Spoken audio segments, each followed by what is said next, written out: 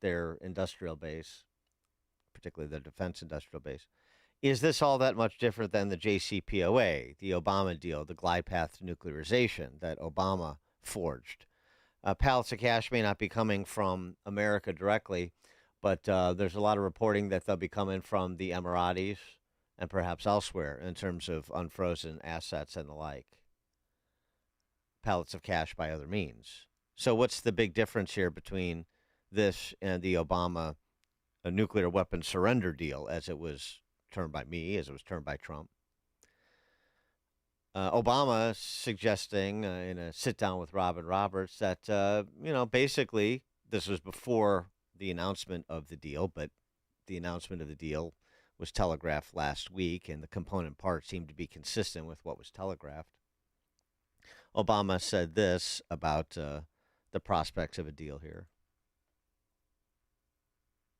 It is doubtful that any agreement that arises is going to be significantly different or a significant improvement from the deal that we had in the first place and had worked for a long stretch of time before the United States pulled out of it. So I'm hopeful that bombing stops and ordinary people are no longer suffering as a consequence of the war.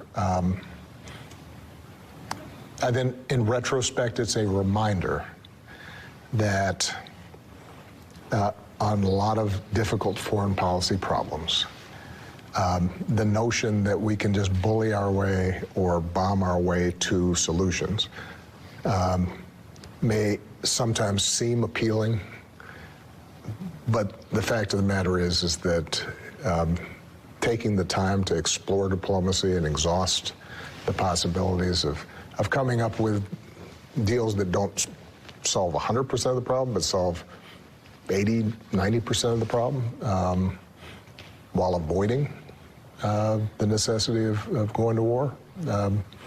You'd think we would have learned that lesson by now, but it seems like every so often we have to relearn that lesson again. Yeah, well, your deal solves 0% of the problem, and the evidence of that is we're standing here today having to deal with a Iran that was down the path provided by your deal to a nuclear weapon. The fundamental issue, the most important issue, is we can't allow the Iranians to have nukes, and there's wide bipartisan support on this. But where were we before the bombing started? We were in a situation where Iran was close and closing in. Trey Yingst, who covers this in great detail for Fox News, explained one important difference, perhaps the key important difference between this deal and the Obama surrender deal. You can't bomb your way to solutions to global problems and dealings with malign actors. You can't surrender your way there either. That's what Obama did. So broadly speaking, the JCPOA deal negotiated under President Obama allowed Iran a path toward a nuclear program. Because when we talk about enriched uranium, and this is really important when we look at the difference in these deals here, and I don't want to give you too much of a lesson on enrichment, but it's actually quite important when we're talking about the Obama deal versus the deal that was just signed right now. During the Obama administration, it allowed Iran to continue enriching uranium. And the way that uranium is enriched, the uranium ore is actually extracted from the ground, and then through a chemical process, it turns into yellow cake. And then another chemical process, it turns into hexafluoride gas. And they spin that gas very rapidly in advanced centrifuges. And ultimately, the heavier particles go to the outside, and the lighter ones stay in the middle. And this is repeated over and over again until you get to a higher purity of enriched uranium. And to take enriched uranium from, let's say, 5 to 10% to 20%, ultimately to 60%, and eventually 90%, which is weapons-grade material, can be a matter of weeks, if not days. And so allowing the Iranians to keep advanced centrifuges and then enrich uranium, eventually closer to weapons-grade material, set them on a path toward a weapon, because that is a process that is needed to create a nuclear weapon, even if they weren't doing it at that moment. This agreement does not allow the Iranians, according to this senior administration official, to keep any of their enriched material. And that means they're not going to be able to repeat that process in advanced centrifuges. And then once U.S. forces leave the region, increase the purity of the enriched uranium again toward a nuclear weapon. So a bit technical, but you get the upshot, and it's an important one. It's a massive distinction between the two deals. Does that mean this was a good deal, a sufficiently good deal for the costs that were incurred? 312-642-5600, alphawealthgroup.com, answer line and text line. We'll take your calls on the topic, delve into this more at 538. And by the way, yes, hexafluoride gas was the name of my high school air supply cover band we used to kill with All Out of Love. Now we check the headlines with Mike Scott. Stole my line. 53 degrees this morning. Clear skies in the QC Kinetics newsroom with a high of 75 later today. Senator James Lankford says Congress should ratify a potential deal to end the war with Iran. The Oklahoma Republican on Meet the Press. It is best if it is ratified by Congress as a more lasting effect on it. U.S. Ambassador to the UN Mike Walls says the president has every intent to finish this peace deal. On ABC's This Week.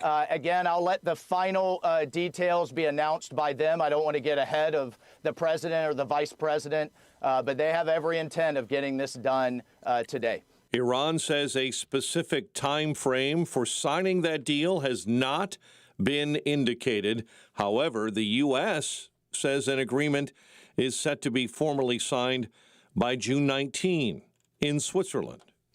Meantime, the president is in France today for the G7 summit. A dozen people are dead after a plane crashed in Missouri yesterday. Upon arrival, law enforcement and fire and EMS personnel did locate a downed plane. We can confirm that there were 12 occupants on board of that plane, 1 pilot and 11 passengers.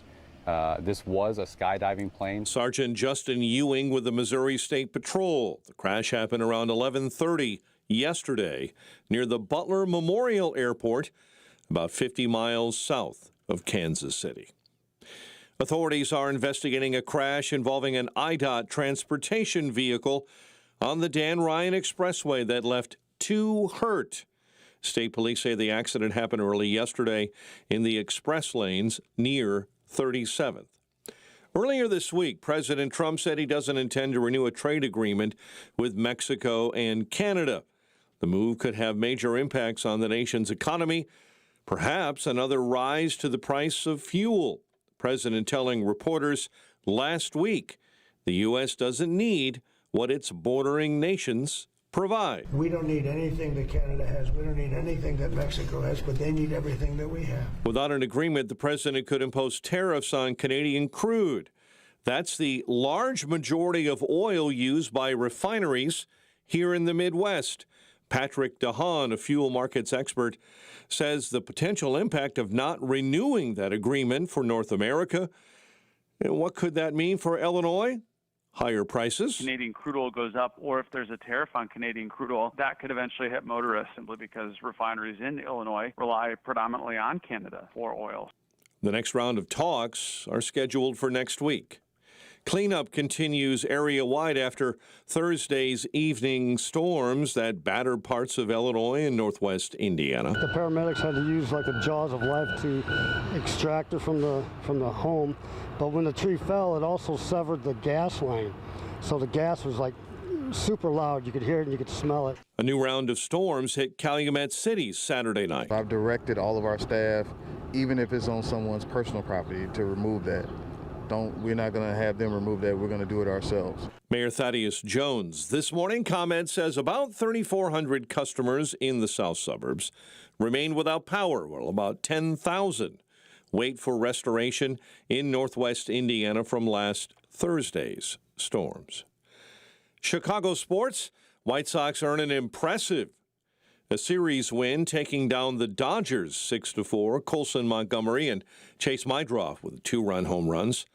First place White Sox visit the Yankees tomorrow night. Cubs failed to complete the weekend sweep of San Francisco, a 5-1 loss at Oracle Park. Men's College World Series continued Sunday. Troy eliminates Ole Miss. In the nightcap, North Carolina beat West Virginia. In the John Cass Memorial Soccer Tournament, Across North America Sunday, your winners, Germany, Ivory Coast, and Sweden. Japan and the Netherlands play to a 2-2 tie. The news, a service of Allstate. Some people just know you could save money on car insurance by checking Allstate first. So what are you waiting for? Check Allstate for a quote today. You're in good hands with Allstate. Chicago's Morning Answer continues next, and in 2 minutes, a check of your AccuWeather forecast from the Air Right Heating and Cooling Weather Center. Hugh Hewitt believes the president is thinking about Cuba.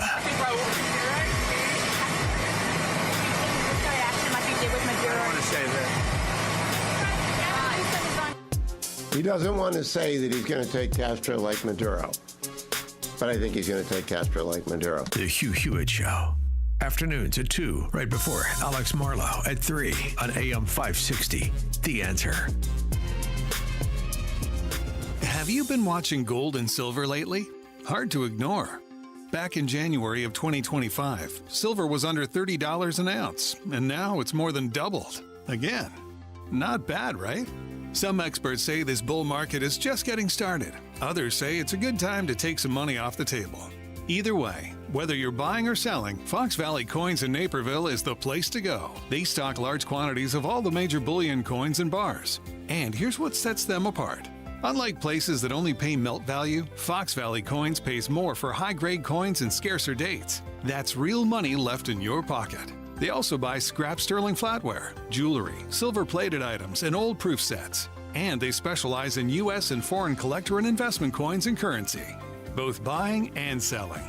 Fox Valley Coins, 1 light north of I-88 on Route 59 at Ferry Road in Naperville. Family-owned with integrity since 1981.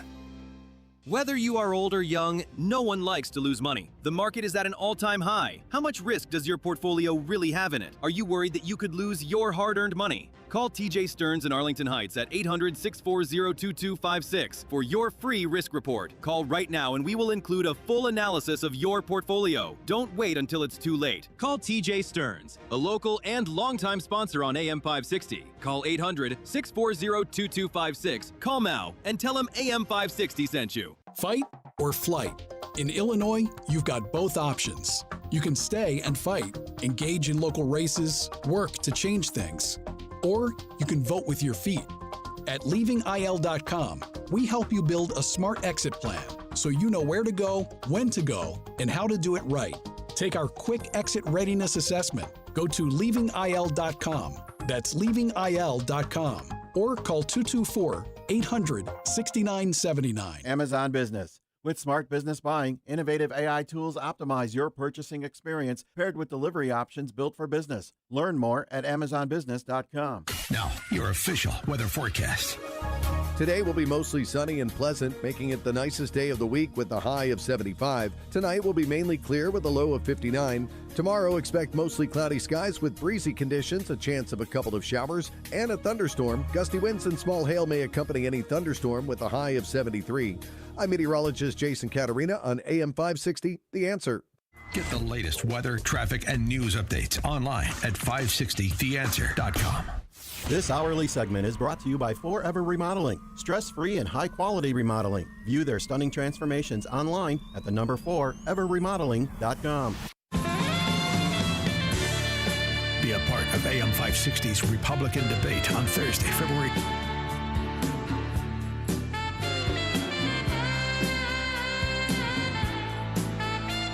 Top of the morning, Dan Proft, and we're talking about the apparent settlement between the United States and the Iranians, ending the hostilities. Trump, again, posting on Truth Social yesterday. The strait will be open toll-free, operator standing by ASAP, and the blockade will be stood down ASAP, and we'll go from there when it comes to the rest of the component parts in terms of specific performance. One is, of course, the nuclear dust, as Trump likes to term it. And the deal there is a discussion point, that it is still something that they're either going to turn over or we're going to go in and take. But it's allegedly the material in question, the enriched uranium in question we were just talking about before Mike Scott's newscast, is piled under a mountain of rubble thanks to Operation Midnight Fury, or Midnight Hammer, I should say, conflating the two, Midnight Hammer last June. And so that'll be a chore to obtain. This was Trey Yingst, we were just talking about, reporting earlier in the weekend, before the announcement was made late yesterday, that a deal had been reached and both sides were in agreement. Yeah, Kevin, good afternoon. I just spoke with President Trump. He tells Fox News he believes a deal with Iran will be signed in the next 2 to 3 hours. I asked him about the Israeli strikes earlier today against Hezbollah in the Lebanese capital of Beirut. He tells me he spoke on the phone with Israeli Prime Minister Benjamin Netanyahu, asking him, what the F are you doing? He told the Prime Minister not to conduct additional strikes against Hezbollah, so that it doesn't affect this deal from moving forward. Now, the Israelis are bracing for the possibility of incoming Iranian ballistic missile fire, according to the IDF. And President Trump tells Fox News he will ask Iran not to respond with missile fire toward Israel, with this deal on the horizon expected to be signed tonight. All of this taking place amid the backdrop of these latest conversations to get this final agreement across the finish line. The president talked about the strikes in the middle of last week when he was hammering many of those Iranian positions, pushing the Iranians back to the negotiating table. You might remember, Kevin, I was on the phone with the president as he was in the Situation Room, and the Iranians called him and asked him to stop the bombing. The president believes that moment was able to shift the equation and again get the Iranians to make these concessions. President Trump says if they sign the deal tonight, he will immediately order the blockade on Iranian ports to be lifted and then move forward into these more detailed discussions as it relates to Iran's nuclear program.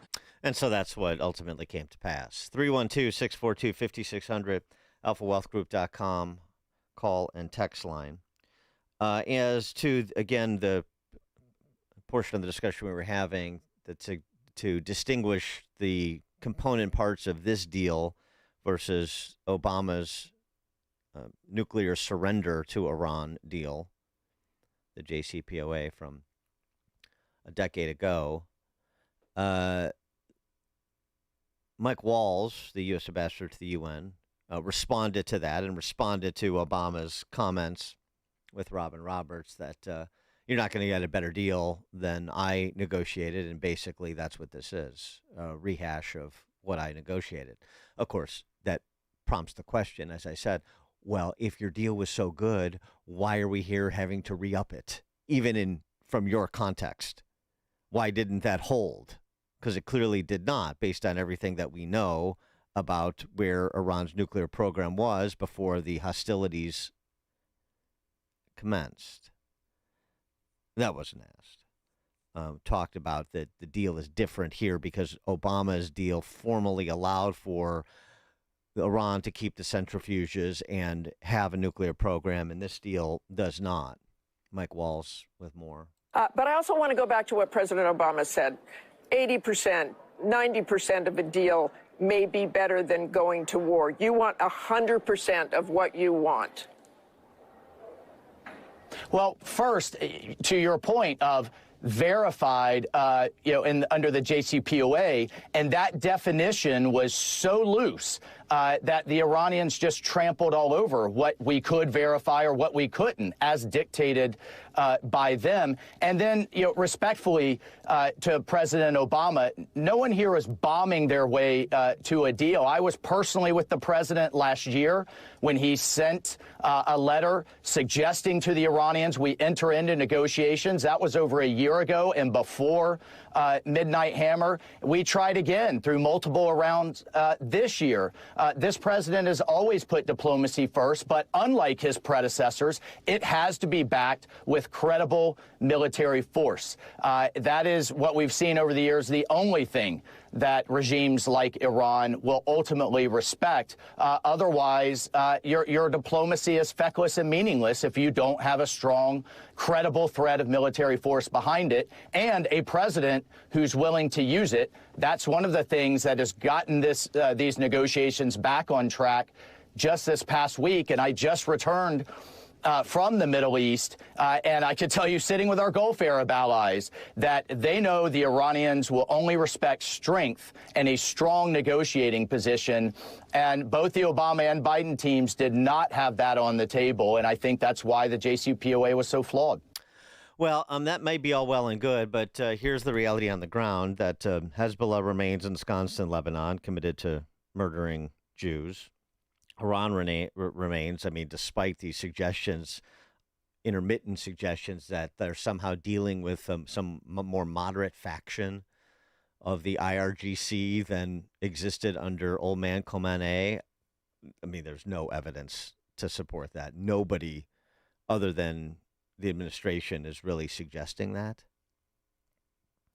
The behavior seems to indicate otherwise, as does the rhetoric of Trump and others in the administration. Again, alternatively, depending on the status of things over the last 100 days. They're lunatics one day, and then they're the more moderate, reasonable faction the next. Well, which is it?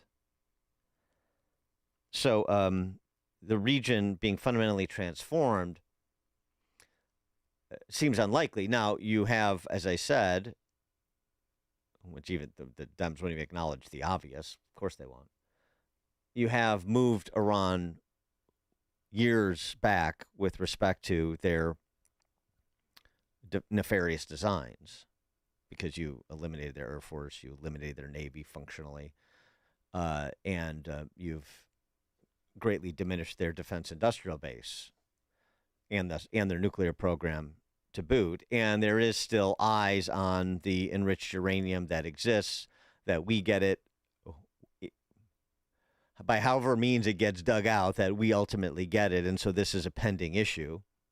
So it's not just turning and ignoring it, but one has to wonder if the next president or the president after that president is going to be right back at the same place with the Iranians.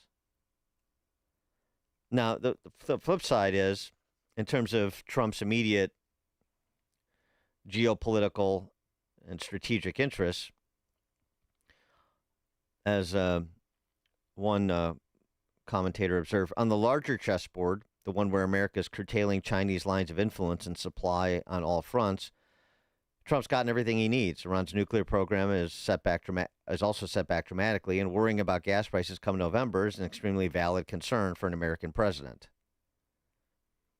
You know, it's a reminder, another contretemps between Bibi and Trump over strikes into Lebanon against Hezbollah after they lobbed strikes into Israel, as is their wont. This dynamic continues. One of the things is the U.S. and Israel are not fighting the same war because we don't face the existential threat from the Iranians and their proxies that the Israelis do. Most of the interests here overlap, but not all of them. And so to the extent that the Iranians want to use ongoing hostilities between Israel and one or more of their terrorist proxies as the basis to say the United States has violated the deal and all bets are off, remember who you're dealing with. Remember the track record. It's only, 5 decades long. Chet and Lyle, you're on Chicago's Morning Answer. Good morning, Dan. Ditto everything you just said. And this deal is only as good as the will to enforce, not only by Trump, but administrations going forward. But I think a benefit we did get is we woke up to the reality that the way our military is currently configured with respect to armaments, with respect to ammunition, stocks, and so forth, needs a broad rethinking for the future. So, and that was based on real time, what we did in that 6 weeks, 4 weeks of war and the lessons learned. So if we take those lessons learned. You mean like with respect to drones, drone warfare, for example? Drone warfare, anti-drone warfare, the need for lower cost, easily producible munitions like cruise missiles and things like that. Thanks for the call, Chet. Yeah, I think that's certainly part of it. I mean, I think we talked about this with some military experts, too, over the last several weeks. And this was ongoing. It wasn't like this was a surprise to the military, but, the military if I could use a military metaphor, is like a big carrier. It takes a while for it to turn. And so I think it's been turning towards the reality. I think there are lessons being learned from Ukraine's stoutness in the face of the Russians and what they have done with drone warfare. I think there are lessons learned from our engagement here. I think there was a recognition that things had to change, but maybe this expedites the change in a positive way, to make our armed forces more flexible and responsive, more like one of those, I'll continue the metaphor, Iranian speedboats. Robert in Bloomingdale. Good morning. This is not the JCPOA. This is just a memorandum of understanding, which is meaningless. Nobody's going to enforce this. The Russians aren't going to go on the sanctions. Who's going to get the cheap Iranian oil now? How many weapons is China going to get to send in on this open straightway? This is a joke. This is a joke. Okay. And okay, Robert. So I know you're hyperventilating because this is the only way you are able to talk about this topic. So some of the questions are legitimate. The Chinese communist Iran relationship, and if that's contemplated, although that's going to have to be contemplated on the Chinese communist side too. It's complicated, a lot of variables here. But whether it's an MOU or a signed agreement or a ratified treaty, the first indication that it's real will be specific performance. And so the blockade lifts, the strait opens, no tolls, maritime traffic resumes, no incidents of piracy, the effort to continue to demine the strait moves along. I mean, if those things are happening, that's the specific performance that actually is material, isn't it? So I'm appreciative of the we'll see, but Trump is moving in the direction of substantive steps, assuming the Iranians will as well.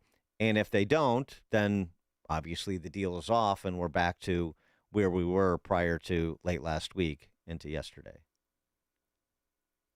But it's not just voicing a end, it's not a have a,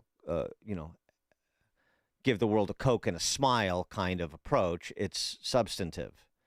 And the negotiations aren't over because there's these other component parts and we need more color on them as well. With respect to, again, the enriched uranium, which has been a must-have from Trump from the beginning, and that will not be forgotten. And with respect to their supplying of resources or green lighting collaboration with these terrorist proxies they have set up around the region. And this is also prompts a lot of questions about exactly what the Gulf states are going to do about that.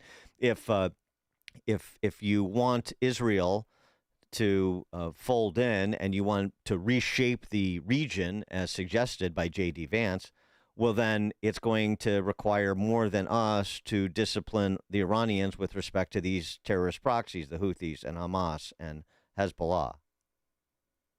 Pending. Complicated. A lot of unsavory characters you're dealing with, and not just in Iran. Before you see it on TV, share it on Facebook, or read about it in the paper. Hear it here first. This is Chicago's Morning Answer on AM 560. The Answer. Sign up for the AM 560 Answer Advantage to get early alerts on event ticket sales, special discounts, and contest opportunities. Sign up today at 560theanswer.com/advantage. On Salem News Channel, principled voices are shaping today's conversation. Scott Jennings brings clarity to the toughest debates. Josh Hammer's blistering commentary puts politics and culture on trial. And Alex Marlowe's insight connects us to what matters most. Watch anytime on Samsung TV Plus, Pluto TV, or find us on your screen at snc.tv. 3 new shows, 1 powerful lineup. Salem News Channel, across America. Gain insight into building strong marriages and raising godly children with Focus on the Family with Jim Daly each weekday at 11:30 a.m. on our sister station, AM 1160. Hope for your life. AM 560, The Answer.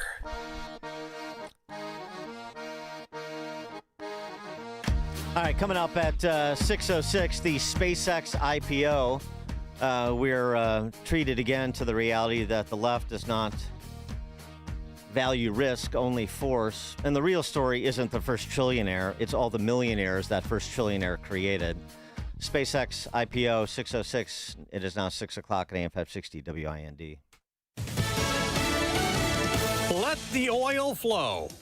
I'm Dave Anthony, Fox News. That's what President Trump posted on Truth Social after working on a deal with Iran that'll reopen shipping through the Strait of Hormuz, dropping oil prices down more than 5% this morning. Vice President Vance tells Fox, "We are now at a place here where we can say with confidence they're not going to get a nuclear weapon." The vice president plans to be in Geneva Friday to sign the agreement with Iran, but Fox's Trey Inks reports from Tel Aviv it's not the final deal. This is just the beginning. There is going to be a 60-day window. I spoke with a diplomat familiar with the situation who indicated this week in Doha, Qatar, both sides are going to have representatives and work out some of the technical details toward the signing and then ultimately these other negotiations to hammer out the final agreement on the nuclear issue. Getting Israel to stop attacking Hezbollah in Lebanon was a major part of the agreement for Iran, but former President Obama, who had worked out a deal with Iran in 2015 that President Trump canceled later, tells ABC News. It is doubtful that any agreement that arises is going to be significantly different. President Trump's now flying to France to meet with world leaders at a summit of G7 countries who did not support or help the U.S. in the fight against Iran. In the meantime, though, the European leaders have two other issues on top of mind outside of reopening the Strait of Hormuz. Fox's Aisha Hasni in Geneva, where the president will briefly stop first. But the Russia war against Ukraine and the Gaza rebuilding is on top of mind for these G7 leaders. Before he left, President Trump was up late celebrating his 80th birthday watching UFC fights in an octagon built on the White House lawn. Champions were also crowned on ice. The Carolina Hurricanes have won the Stanley Cup for the second time. The final call on ABC after the Hurricanes shut out the Golden Knights 3-0 in Vegas in Game 6 of the NHL Stanley Cup Final. America's listening to Fox News. WIND, Chicago. 62 degrees at 6:02 on AM 560, The Answer. I'm Mike Scott in the QC Kinetics newsroom. We're headed for a high of 75 today. Authorities investigating a crash involving an IDOT vehicle on the Dan Ryan that left 2 hurt on Sunday. It happened early yesterday in the express lanes near 37th. Cleanup continues area-wide after last Thursday's major severe storm outbreak that battered parts of Illinois and northwest Indiana. The paramedics had to use like the jaws of life to extract her from the home, but when the tree fell, it also severed the gas line. So the gas was like super loud. You could hear it and you could smell it. New round of storms hit Calumet City Saturday night. National Weather Service confirming at least 17 tornadoes struck the Chicago area last Thursday. Tornadoes touching down throughout the region: Streator, Bartlett, Naperville, and Hickory Hills. The Illinois Gaming Board is allowing gambling operations to continue at 2 temporary casinos in the Chicago area. The board approving measures allowing extension of gambling at casinos in Chicago and Waukegan, while the permanent Bally's Chicago and American Place casino facilities remain under construction. White Sox earn an impressive 3-game series victory, taking down the Dodgers 6-4. The energy was great. The fans were amazing all weekend, and so it made the atmosphere, feel like that playoff atmosphere, and so. It was, it's awesome. It's always awesome to get a series win. We don't focus too much on the opponent. It's just about getting that 2 out of 3 every single time. Chase Mydroth and Colson Montgomery with 2-run home runs, and the first-place Sox visit the Yankees tomorrow night. Cubs beat the Giants 5-1. They begin a 6-game homestand against Colorado at Wrigley Field tonight. Carolina Hurricanes are your Stanley Cup champions. And the news, a service of Team Hochberg. They've helped thousands of AM 560 listeners with the best rates and service. Let Team Hochberg help you. Visit 56david.com or call 855-563-2843. Atlantic Coast Mortgage, Equal Housing Lender, NMLS 613114. A check of the roads in 2 minutes on AM 560. Larry Elder believes the president deserves the credit. Well, the Iranian people might not rise up and take back their country. Okay, therefore, we'll just let them continue to develop a nuclear bomb, right?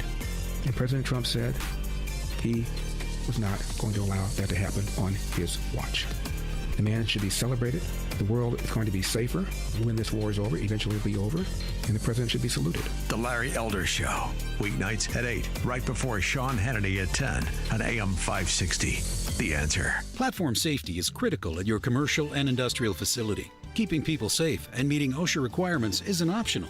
That's why Vans Industrial offers free platform inspections by professional structural engineers who know exactly what to look for. Problems with platforms, ladders, or stairs can lead to costly fines or worse. Vans Industrial helps you meet OSHA standards to protect people in your facility. Hi, I'm Dave Van Camp, president of Vans Industrial. With decades of experience, I bring long-standing industry knowledge from inspecting, correcting, and replacing countless platforms to make facilities safer. Vans Industrial is a specialty contractor equipped to modify or replace steel catwalks, handrails, stairways, and ladders. Our union building trades professionals fabricate and install high-quality steel systems that create safer work environments. Call 833-VANS-IND for a free platform inspection by professional structural engineers. See what else we can do for you. Visit vansindustrial.com. That's VANSindustrial.com. Why does Progressive love protecting truckers? Because truckers unite the world. Truckers unite candles and yoga instructors. Truckers unite fake plants with people who shouldn't own living plants. Truckers unite French press coffee makers with the most pretentious person you know. But truckers can't do any of this if they're not on the road. That's why Progressive now offers truckers even more protection on cargo with its enhanced Cargo Plus coverage. Get a quote in as little as 8 minutes at ProgressiveCommercial.com. Progressive Casualty Insurance Company and Affiliates. Coverage subject to policy terms, limits, and conditions. Not available in California. If you want unlimited talk, text, and data on a crazy fast network, Big Wireless will sell it to you right now for as little as $70 a month. Or you can buy it from Pure Talk for half of that. I'm talking about unlimited talk, text, and unlimited data for just $34.99 a month. Stop paying the big guys twice what you need to. Dial pound 250, say my name. That's pound 250, micro, to switch to Pure Talk, where the savings are truly unlimited. 6:07. Let's get an update on the roads. We do that in the Team Hochberg Traffic Center and Reagan I-88, already with problems between 22nd and the Tri-State. Heavy and slow on 57 inbound between 127th and 119th, all due to an accident that is being pushed onto the exit ramp. Accident on the Stevenson, a right lane blocked inbound between Western and the Dan Ryan merge. Traffic is service of the AM 560 Advantage, where membership has its privileges. Join today at 560theanswer.com/join. Chicago's Morning Answer continues next. But now a check of your forecast in the Air Right Heating and Cooling Weather Center.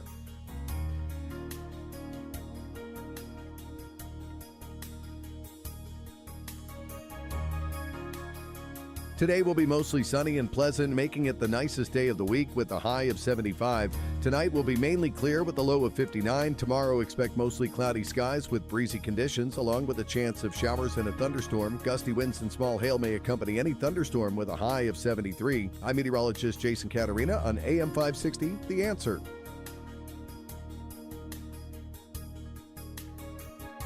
Get the latest weather, traffic, and news updates online at 560theanswer.com. This hourly segment is brought to you by Goldilocks, offering smart security systems to homes and businesses. Call Goldilocks at 708-889-5600. Now, from the Signature Bank Studios. This is Chicago's Morning Answer with Dan Proft on AM 560. The Answer.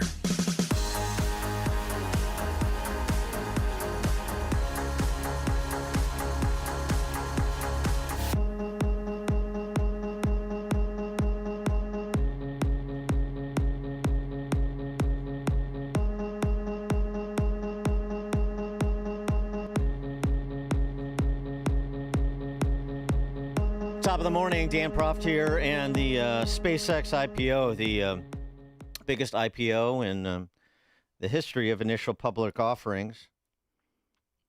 And the story is, of course, of Juan Hernandez. Wait, what? Oh, the first trillionaire, and should somebody may be worth $1 trillion, and so I don't want to have the left conversation. Rather than talk about obsessing about the plunderers all the time, let's talk about the producers. The story is about Juan Hernandez. Juan Hernandez became a welder at SpaceX. When he did, he had never even heard of the company. It was just another contract job for me at the time, he told CBS News. 10 years later, after Friday's IPO, his 6,500 SpaceX shares put him in the class of millionaires. When SpaceX hired Hernandez in 2015, they offered him $10,000 worth of stock. At the time, he didn't think much of it. His other jobs, which paid him hourly, never offered him stock before. It wasn't a big deal. I didn't know anything about it then. I didn't know it was going to be this big at this point. Nobody did, including Musk.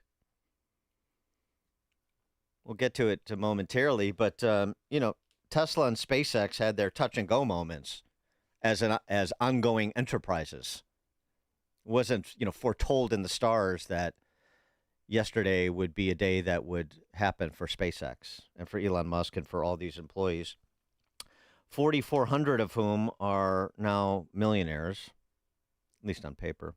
400 of them are 100 millionaires. 100 millionaires. So, I'd love to challenge the left, and you should do so in your circles as well. Give me an example from the socialist playbook of where Juan Hernandez goes from making $28 an hour to 10 years later being a millionaire. And I know the only examples you can give me are examples of plunder.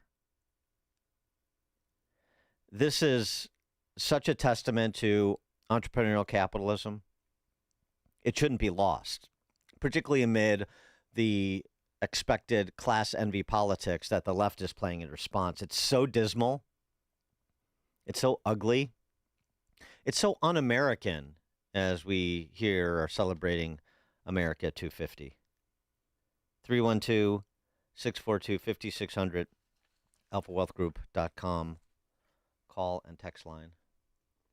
This was the remarks that Musk offered his employees on the occasion of the IPO on Friday. It is certainly hard to believe that a little company that started in a warehouse in El Segundo is now going public for with the largest IPO that ever. And let me tell you, if people had told me this was going to happen, I was like, man, you must be smoking some really good crack, because I think this company's going to fail. I mean, I gave SpaceX less than a 10% chance of succeeding at all, to be clear. In fact, I told people this. I said, look, we're probably going to fail, but we should give it a try, because if we don't, if there's not a new company that enters space, we will never be a truly spacefaring civilization. While the other aerospace companies, they build good rockets and everything, they were simply not pursuing the technology that's necessary to make life multiplanetary, to make Star Trek, to make the exciting science fiction futures that we've read about real. And that's what SpaceX is all about. It's to take the fiction out of science fiction and create an exciting, inspiring future for everyone. We want to be able to take anyone who wants to go to the moon, anyone who wants to go to Mars, or anyone in the solar system, and maybe beyond the solar system at some point. We want to be able to take you there. Not just a few astronauts. I mean you, literally you. If you watch, whoever you are watching this, SpaceX wants to be able to take you to the moon, take you to Mars, and ultimately beyond. And I'm confident at this point that with the incredible team that we have here at SpaceX, that we will do that for you.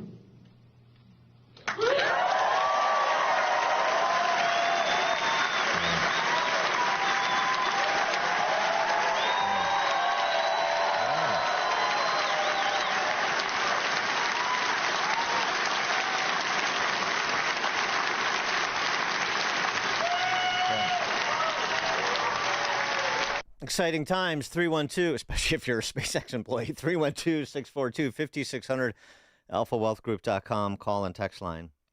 I mean, whether or not Elon Musk's big dreams are ultimately realized or realized in his lifetime, I don't know. He's probably not sure either. That's what entrepreneurs do, take big risks. And it was interesting to go back and a few years ago, listen to Musk talk about both Tesla and SpaceX and how close they were to not making it. Now, all of that is forgotten, and everybody just wants to focus on the payout. But this was never, again, foretold. There were no guarantees here, because it's not government. He couldn't use force to impose his will to line his pockets. He had to use persuasion for investors, for customers. At the New York Times Deal Book Conference a couple of years ago, Musk talked about just how close both companies were to going to zero. Not so long ago. But actually, you think SpaceX or Tesla just popped up when they became popular or controversial in the case of Tesla, objects of leftist vandalism because they didn't like Musk. Because leftists are children. Little brats. Well, actually more like Clockwork Orange goons, so many of them. Close to not making it. Tesla. 2008 was brutal. 2008 we had the third consecutive failure of the Falcon 1 rocket for SpaceX. Tesla almost went bankrupt. We closed our financing round 6 p.m. Christmas Eve 2008. It was the last hour of the last day that it was possible. We would have gone bankrupt 2 days after Christmas otherwise. And I got divorced. That was rough. Man. Feminine scar tissue there. Well, it poses a question, or maybe you just answer the question of why is no one else doing these things?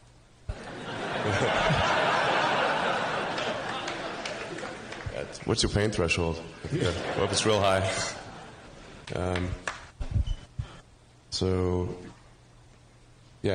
SpaceX is alive by the skin of its teeth, so is Tesla. If things had just gone a little bit the other way, both companies would be dead. And one of the most difficult choices I've ever faced in life was in 2008. I think I had maybe $30 million left, or $30 or $40 million left in 2008. And I had two choices. I could put it all into one company, and then the other company would definitely die, or split it between the two companies. But if I split it between the two companies, then both might die. When you put your blood, sweat, and tears into creating something, and building something, it's like a child. And so it's like, which one am I going to let one starve to death? I couldn't bring myself to do it, so I split the money between the two. Fortunately, thank goodness, they both came through. No Sophie's choice for Elon Musk on SpaceX. Well, there's a ton of failures along the way, that's for sure. Like I said, as I said, for SpaceX, the first 3 launches failed, and we're just barely able to scrape together enough parts and money to do the 4th launch. If that 4th launch had failed, we would have been dead. So multiple failures along the way. I tried very hard to get the right expertise in for SpaceX. I tried hard to find a great chief engineer for the rocket, but the good chief engineers wouldn't join, and the bad ones, well, there was no point in hiring them. So I ended up being chief engineer of the rocket. So if I could have found somebody better, then we would have maybe had less than 3 failures. The ballad of the entrepreneur. Something else, too, about Musk, because he's this imperious billionaire, now trillionaire on paper. That's actually not how it works in practice. That's not how he works in practice. And there are criticisms of Musk. I see some on the text line about being a welfare queen, and I've been critical of Musk and his, public-private partnerships with government, a little unseemly. Also just critical of government policy from which he was the beneficiary, like subsidies for EVs. But those are the rules of the game. It's not his fault that we had politicians move in that direction to encourage that sort of rent-seeking behavior, to advance that sort of industrial policy. And, the government-backed loans he took, well, at least he paid them back Cinderella Man style and ahead of schedule. Not the first time the government has engaged in that sort of industrial policy. Just ask Lee Iacocca or Harley Davidson.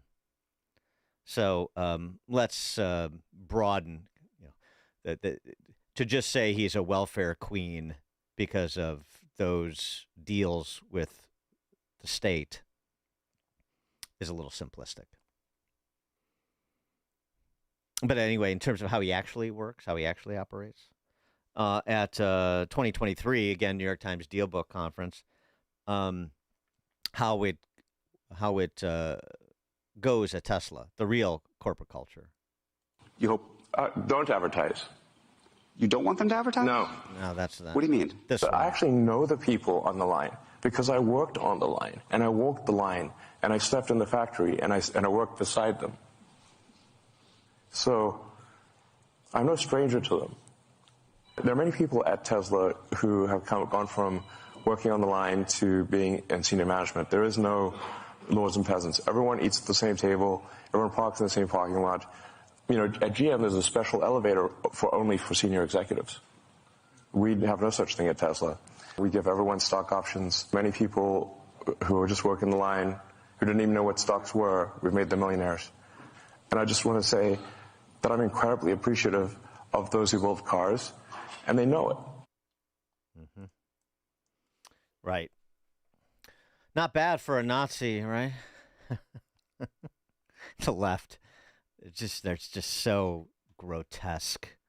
Comrade Bernie, the intellectual leader of the modern neo-Marxist party. Elon Musk's rise to trillionaire status is not a time to celebrate. It's a call to action to take on the unprecedented income and wealth inequality that now exists and the greed and power of a ruling class that is destroying the social fabric of America, says a member of the ruling class. Our democracy cannot survive when one man who contributed $290 million to get Trump elected becomes $700 billion richer since Trump's election. One has nothing to do with the other, except to the extent that Trump has made the environment more friendly to business across the board, not limited to Tesla and SpaceX and Neuralink. Those are the prevarications you have to indulge in order to be a neo-Marxist.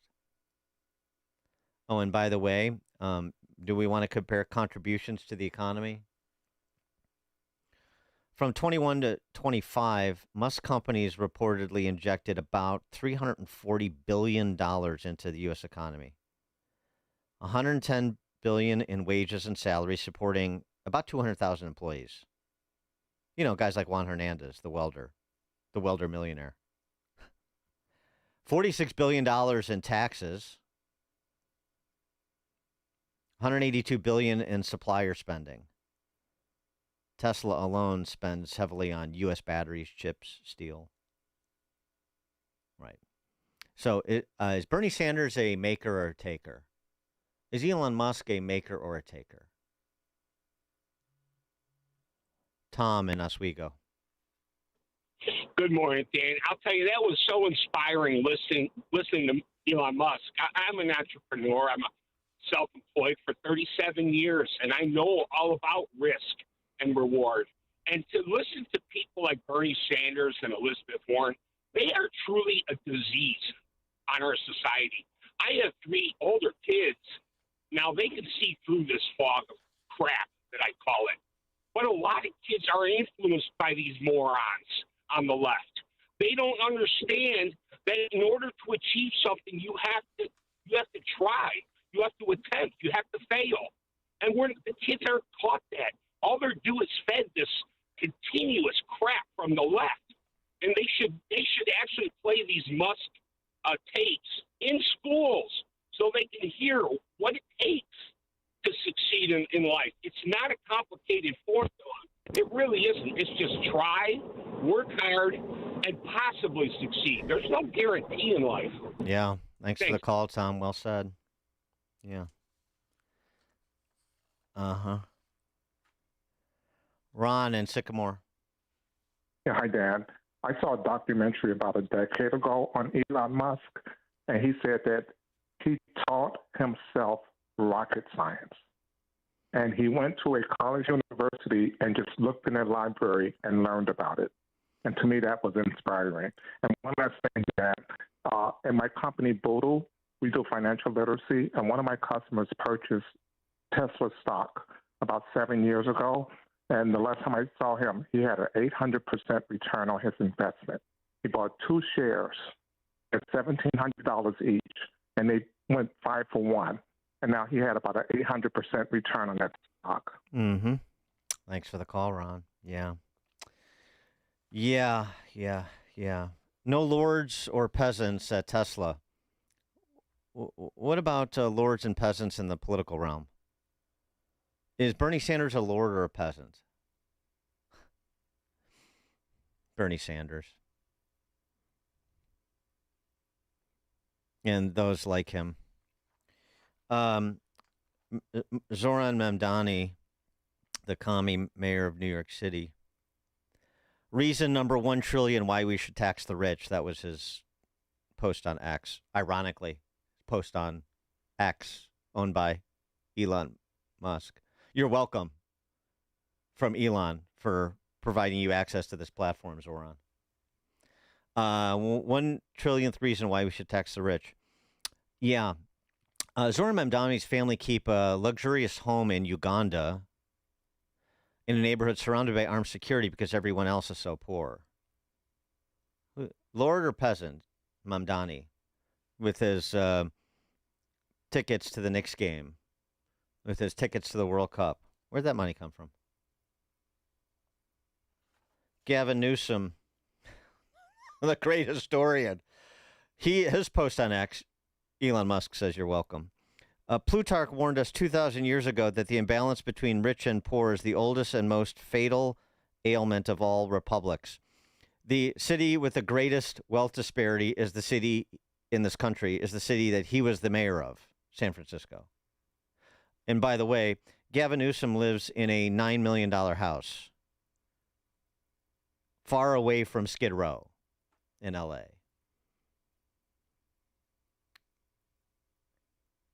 And that's courtesy of the Getty family, who Newsom grew up with, their scions, and backed his business plays.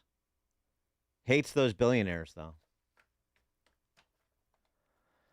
Chris and Carrie.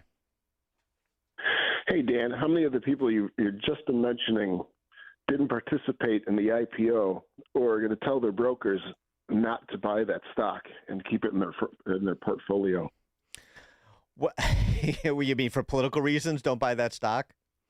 Correct. Yeah, Hey, show us your portfolio. Yeah, right. Yeah, right. Yeah, right. Yeah, exactly. They'll posh it. You know what? They'll put a sticker on their portfolio that says, "I bought this before Elon Musk backed Trump," or something like they did on their Teslas. Right, Chris?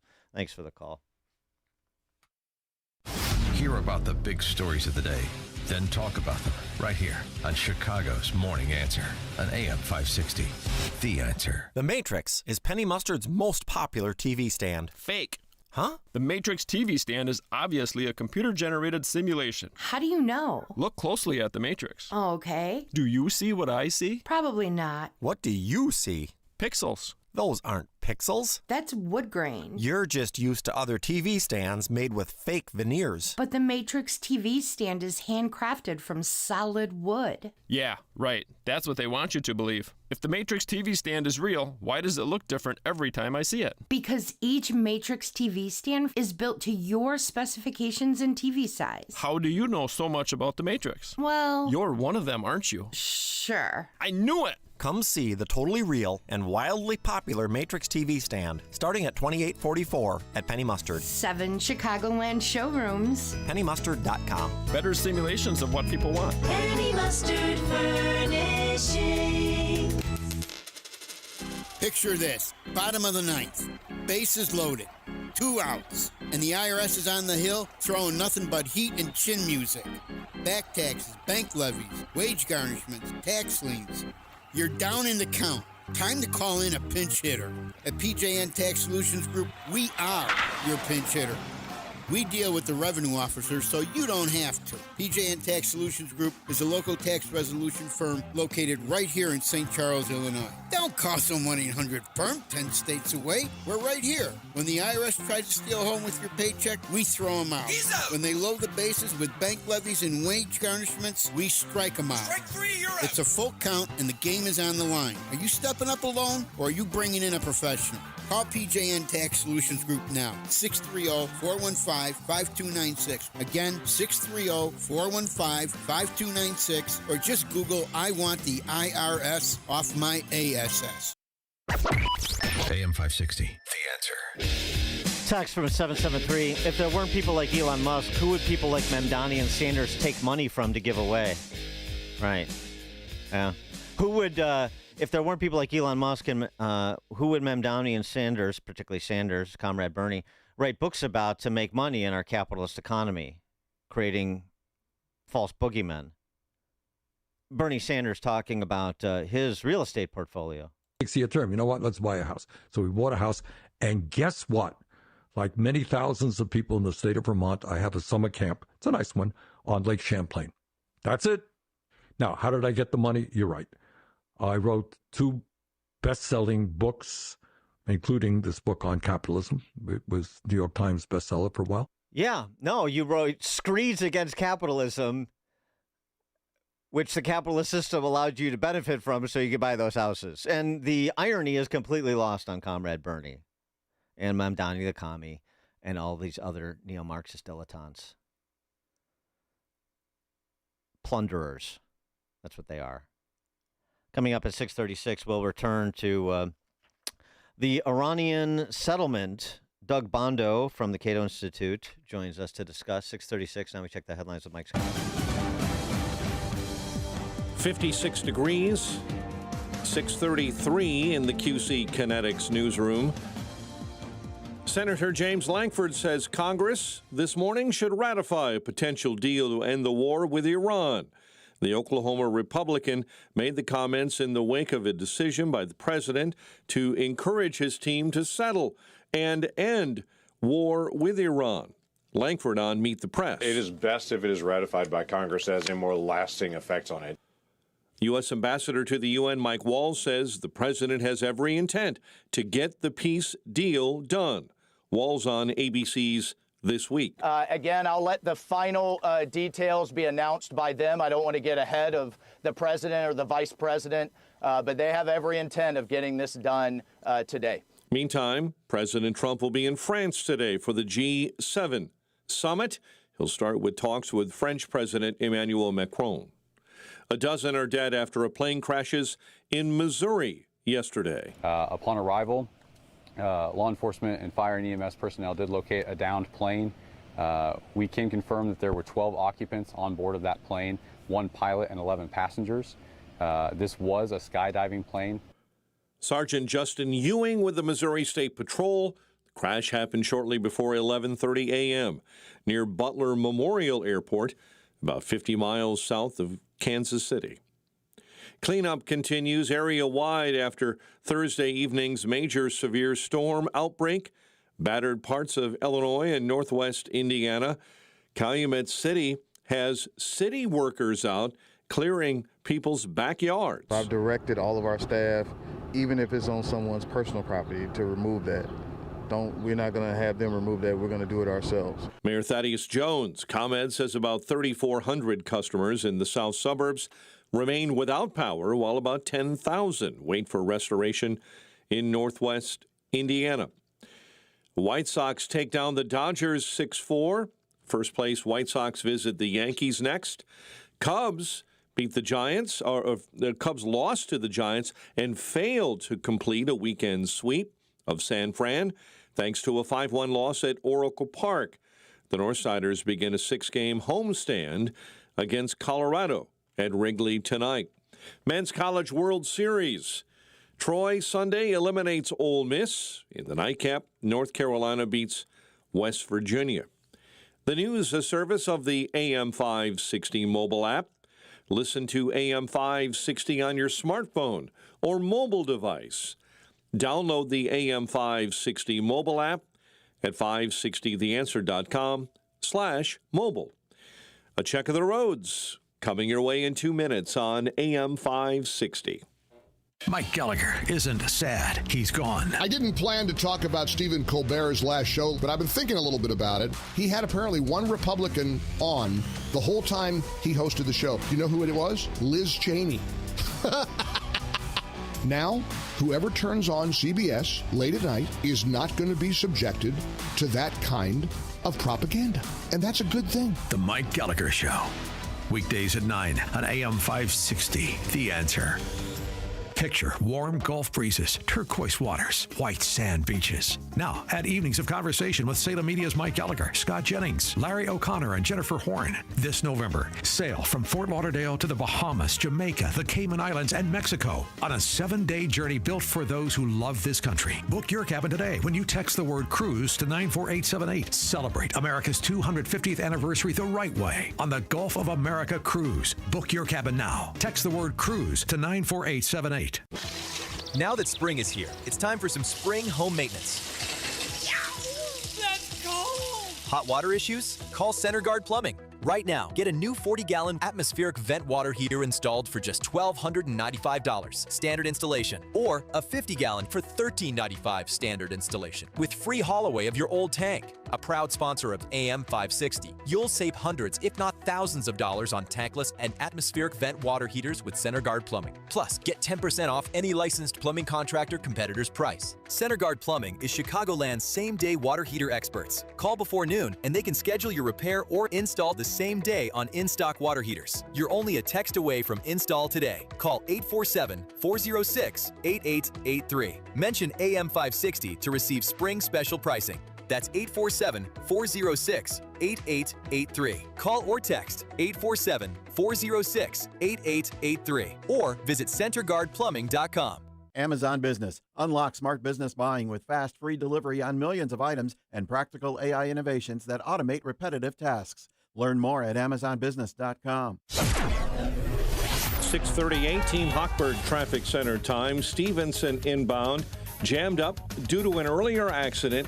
Again, it's on the inbound side between Western and the Dan Ryan merge. Slowdowns on the Kennedy outbound between Cumberland and the big airport. Also delays showing up this morning on I-57 due to an earlier accident. It's on the inbound side between 127th and 119th. Traffic, a service of Bank of America, a sponsor of the FIFA World Cup 2026, dedicated to offering solutions to help businesses meet their goals locally and globally. More at bankofamerica.com/gamechangers. Chicago's Morning Answer continues next. But first, a check of your forecast. In the Air Right Heating and Cooling Weather Center, sunny skies, pleasant afternoon, and a high near 75. Get the latest weather, traffic, and news updates online at 560theanswer.com. This hourly segment is brought to you by Goldilocks, offering smart security systems to homes and businesses. Call Goldilocks at 708-889-5600. Now, from the Signature Bank Studios. Only the biggest stories, only the biggest guests, and only the biggest opinions. This is AM 560, The Answer.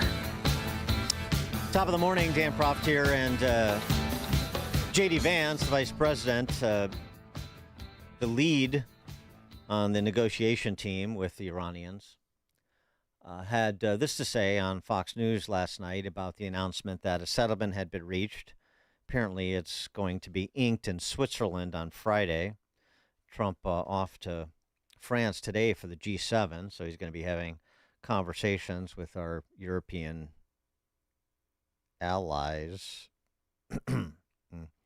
This is Vance on the deal. First of all, I think it's a big moment for the United States of America. Thanks, of course, to the president's leadership and the hard work of the entire team.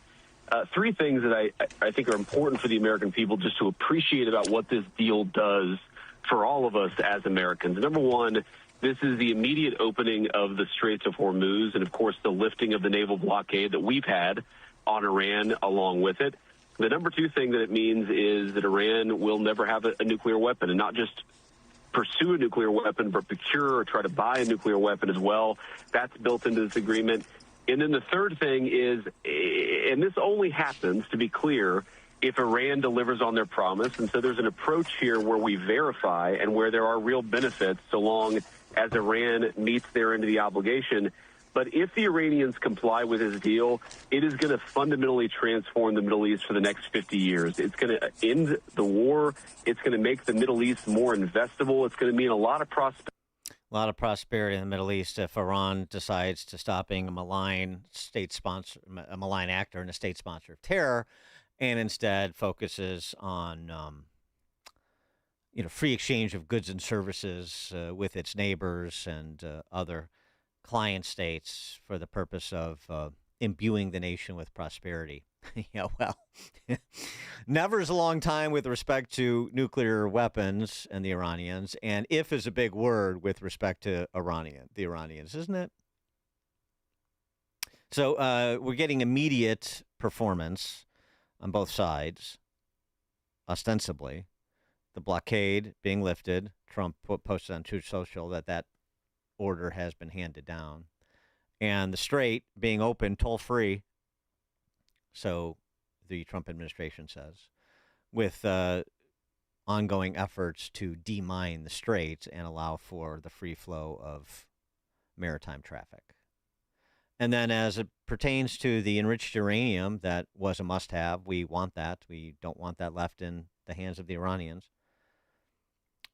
Pete Hegseth was on Face the Nation yesterday. It's an important point for those who are members of the U.S. military to understand whether you are saying ground troops would be involved in cleaning up nuclear dust. You're saying that. You're trying to put words in my mouth to create a headline. What I'm saying is we have plans. No, we have plans for everything. And should the president need a compel option, we have compel options and many different types of compel options. But right now, we've set the conditions for 60 days to ensure that material is downblended, destroyed, or removed. Whatever the president decides is in the best interest of the United States of America. All right, another clock, 60-day clock, downgraded, destroyed, or removed. So that's a we'll see.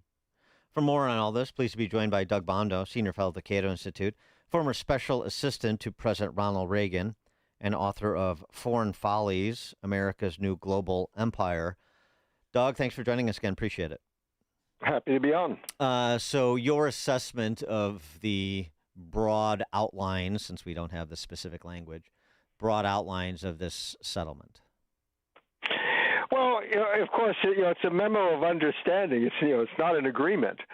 So everything depends on what the ultimate agreement is. Well, everything. And there's also a lot of questions about what might not have been said. I mean, there's talk, for example, of the Iranians getting money perhaps from a third party, as to whether they're actually willing to give up their hold over the Strait of Hormuz without getting anything in return. So we just don't know those details. I mean, the irony here is that the primary problem this memo deals with is a problem that didn't exist until the president went to war, which is closure of the Strait of Hormuz. That is good news, opening that up. And apparently the Iranian commitment is not to charge anything, which is also very good news. But that kind of puts us back to where we were before the war started. So then, if you can negotiate an answer, a solution, we probably could have negotiated it before the war. Well, I mean, there's a couple of things with that. First, I know it's not a treaty. It hasn't been ratified by Congress. It's just an MOU. It's not even an agreement. There's going to be a signing thing. But I mean, that's being a bit pedantic, isn't it? The question is, are we going to see the blockade lifted and the strait open, toll-free, and the resumption of maritime traffic? So if we see that, I'd rather see a demonstration of agreement rather than something on paper. The paper can follow. The performance is what matters. So let's see if that happens, first and foremost. Secondly, with respect to where we were before the bombs started dropping, what would you say about the enriched uranium piece of this that you just heard Hegseth reference and the president has referenced throughout this ordeal, which is the must-have because they were close to weapons-grade uranium. They were continuing with their nuclear program. That seems fairly obvious.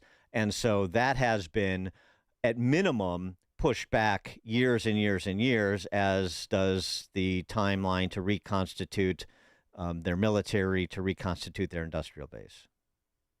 Well, we have to realize we actually have no idea what the status of any of that is because the president has been all over the map on it.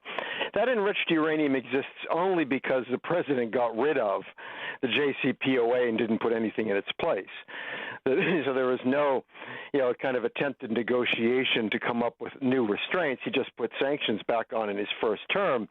That enriched uranium came only because the agreement was gone, and the Iranians said, okay, fine. If that agreement isn't in place, off we go. It's almost certain that the point is the Iranians are not like inches away from having a nuclear weapon. I mean, they would have to further enrich whatever uranium they have, and then turning that into a bomb and everything else. We're talking about a substantial time there. Last year, the president said he obliterated the program. Earlier this year, he said they were almost there. Then, as the war kind of ran into trouble, he said, well, it doesn't really matter so much whether or not we actually get the uranium dust. So the exact status there, again, there was evidence the Iranians were making major offers of concessions in the negotiations. So I don't think there was clear that you could not have gotten an agreement without the war. What the war has done is delivered to the Iranians essentially an alternative to nuclear weapons, which is closing the Strait of Hormuz, which is suddenly the entire energy marketplace has turned to be vulnerable to the Iranians, where you have around the world everybody desperate to get it open. The other thing is the Iranians demonstrated that they have real capacity. They wrecked a lot of American bases, destroyed billion-dollar radar systems on American bases, and also proved that they could wreck the energy production throughout the Gulf. And if they wanted to bring those societies almost to an end, if they blew up, for example, desalination plants. So suddenly we have found the Iranians have a fair amount of deterrence as well, I think more than they really expected. So the problem is we don't have kind of an ability to impose agreement. That's why I'm concerned that a memo of understanding that doesn't actually give us terms on any of that stuff doesn't tell us whether we're going to get an agreement on that. So I'm very happy the strait is reopened, but I don't think there's any guarantee that 2 months from now we have an answer or a solution on the nuclear issue that the administration will accept. Well, with respect to the Iranians making grand concessions, so they're making grand concessions because they ostensibly they want the bombings to stop and the threats to subside. But on the same token, they have great deterrent weapons at their disposal. I mean, are those two in contradiction? those two statements? No, my point is that we have actually given them greater deterrence than we thought they had, and they may have thought they had before. So to my mind, the good news is we've gotten back to where we were before the war started, but that's it. We haven't solved anything. The point is they still have the nuclear dust, which is what the president was concerned about. And the question then is what comes now? The president says he wants it, but then, during this past few weeks, he suggested maybe it wasn't so necessary that we get it. We could downgrade it. There are other options. But we don't have any agreement on any of that stuff. I am hopeful that that comes. One of the challenges here is the irony of the old supreme leader who was killed was he was the guy who for years did not pursue a nuclear weapons program, apparently against the wishes of some of the more radical sorts within the Iranian leadership. He's gone, and there's a lot of evidence that the leadership has moved to a younger, more nationalistic, and more radical class of folks focused within the Revolutionary Guard. So the leadership we're dealing with now might actually be tougher to get that ultimate agreement with than it was with the predecessor. Yeah, I'm still a little unclear, and your indication is accurate that the administration has been all over on the map. They're lunatics one day and they're moderates the next day. I'm a little unclear about this this moderate faction that exists within the Iranian political power structure. It seems to be America in search of a unicorn, or describing a unicorn, that doesn't exist. Well, what I would call it is not moderates, but pragmatists. That is, folks who are more willing to make a deal because they recognize the importance of getting some economic growth, of not having bombing restart, et cetera. So I think you've got pragmatists versus folks who are more ideological and radical, whose view is the U.S. is the enemy, screw the U.S., basically willing to subject their people to any hardship, versus a more pragmatic faction who realizes over the long term that's a losing proposition. I mean, was it the pragmatic faction that murdered 30 to 50,000 of their own citizens? Is that the pragmatic group? No, I think that was primarily the Revolutionary Guard. These folks decided they wanted to maintain control at almost any cost. Well, I know, but Khamenei was the Ayatollah then. He was alive. Sure, but the difference here is, they figure they don't have to make a deal with their own people. They want to maintain power. If they lose power, there's nothing else. The question is, are they prepared to make a deal with the U.S. and be, for example, are you prepared to give up on any nuclear ambitions? The whole question about enrichment, to what extent do you demand to kind of recognize you have a right to enrichment, even if you aren't enriching, versus willing to say, okay, if we get full economic relations and get other sorts of things, is that worth giving that up? I think the problem is the evidence seems to be that within the leadership, we've got folks who are more radical on those questions. Yeah. The old guy did not go for nuclear weapons. And my bet is there are a lot of people in the leadership who think he should have. And my hope is those people do not end up in power and then get a kind of a refusal to make an agreement upcoming. That is really parsing. Sort of Khamenei as some sort of pragmatist. He's the. I agree. Everything's relative. Everything's relative. It's These sort of are bad folks. But, yeah. Some people are badder than others. Well, it's Trump on a ceasefire. And a ceasefire means to them moderate shooting. Okay.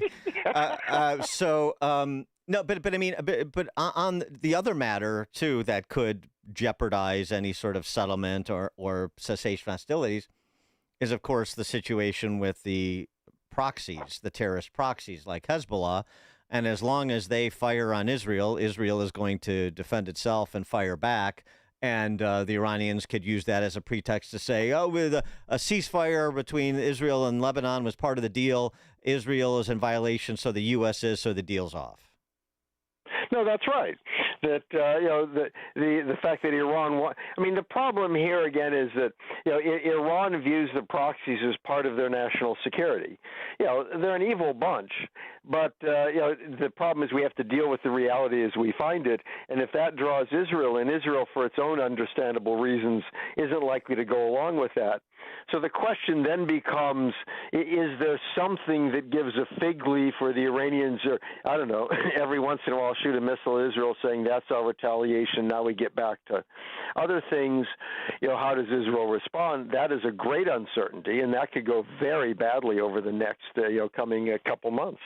Doug Bondo, senior fellow at the Cato Institute, former special assistant to President Reagan, author of Foreign Follies, America's New Global Empire. Doug, thanks for joining us as always. Appreciate it. Sure thing. Happy to do so. Bye-bye. Bye. And Doug, join us on the alphawealthgroup.com answer line. It's news, opinion, insight. This is Chicago's Morning Answer on AM 560. The Answer. I'm Gary Carr, retired homicide detective and the owner of Illinois Concealed Carry Training in Midlothian. For 10 years, we've helped more than 20,000 students become safe, responsible, and confident firearm owners. If you're looking to get your Illinois Concealed Carry license or need to renew, now's the perfect time.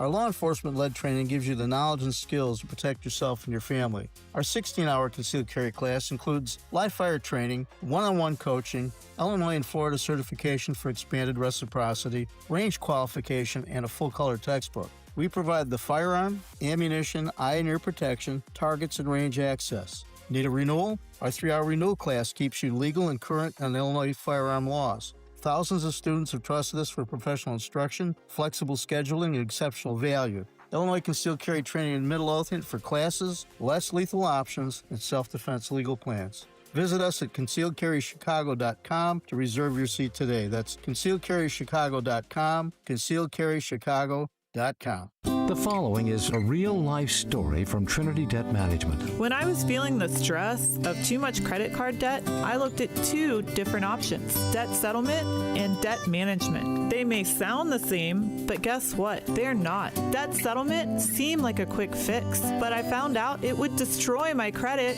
create tax headaches, and hit me with huge fees. They actually told me to stop paying my bills. No way, not me.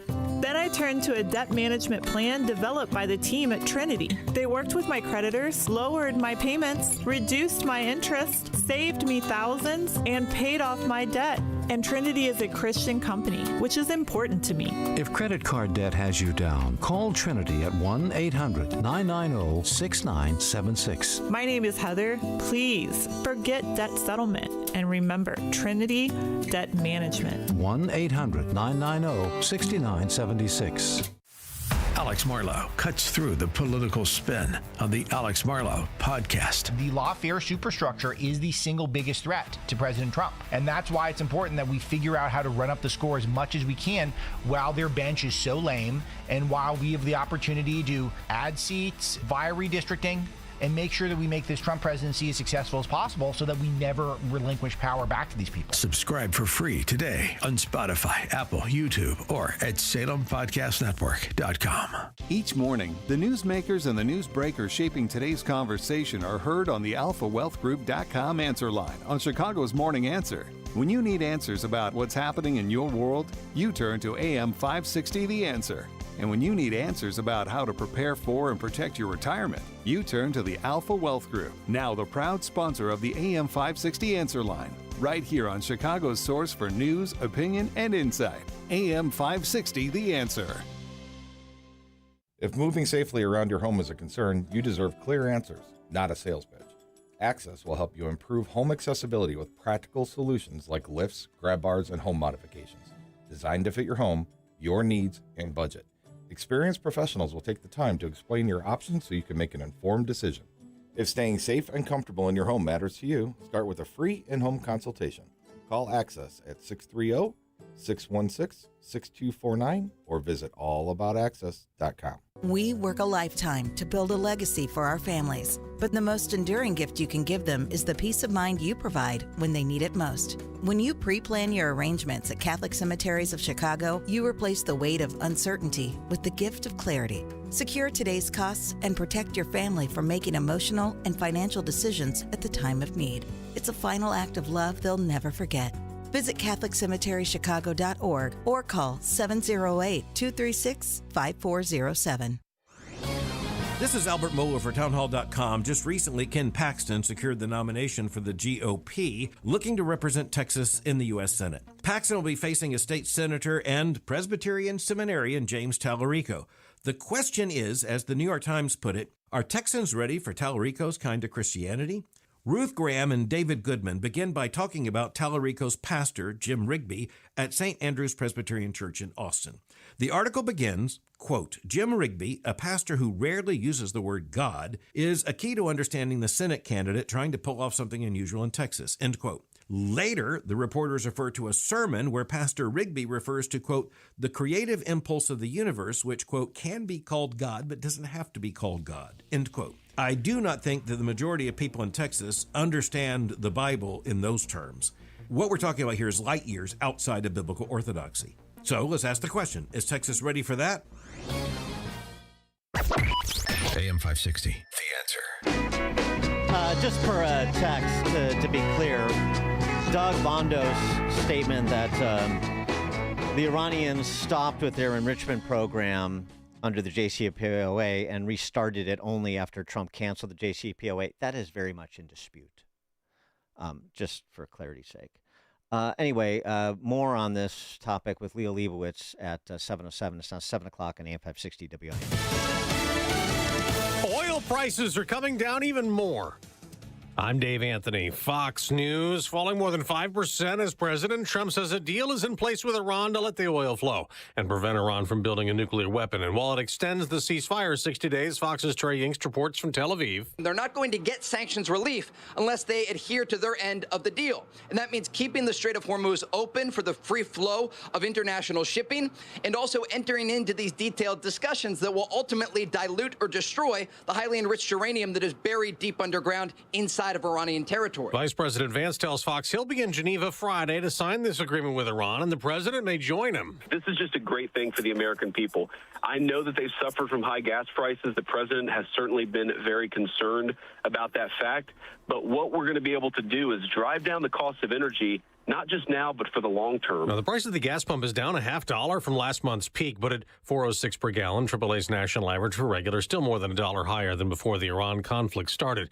The president is on Air Force One now, flying to the G7 Summit of World Leaders. There is a lot on the table as soon as he arrives in Evian-les-Bains in France. We are told that he will address economic growth, illegal immigration, and artificial intelligence, among other things. Fox's Aisha Hasni in Geneva, where the president will briefly stop first. While flying overseas, President Trump hosted the UFC Fight Night was incredible, writing the White House has never looked more beautiful in the octagon set up on the lawn, and it went past midnight as the president watched, celebrating his 80th birthday. In another truth post he wrote on July 4th, there will be the most spectacular Trump rally of them all, a tribute to America on our 250th birthday. There was a big celebration in the Carolinas last night. Cheering at a big watch party as the Hurricanes hoisted hockey's Stanley Cup. Carolina won it, shutting out the Golden Knights in Vegas 3-0 in Game 6 of the NHL Stanley Cup Final. America's listening to Fox News. WIND, Chicago. 7:02, 54 degrees. I'm Mike Scott in the QC Kinetics newsroom. Authorities investigating a crash. It involved an IDOT vehicle on the Dan Ryan that left 2 people hurt. State police say the accident happened early yesterday in the express lanes near 37th. Earlier this week, President Trump says he didn't intend to renew a trade agreement with Mexico and Canada. The move could have major impacts on the nation's economy and a rise in the price of fuel for the Midwest. Cleanup continues area-wide Sunday after Thursday evening storms battered parts of Illinois and northwest Indiana, and another round hit on Saturday. The paramedics had to use like the jaws of life to extract her from the home, but when the tree fell, it also severed the gas line, so the gas was like super loud. You could hear it and you could smell it. ComEd says about 3,400 customers in the south suburbs remained without power, about 10,000 in northwest Indiana.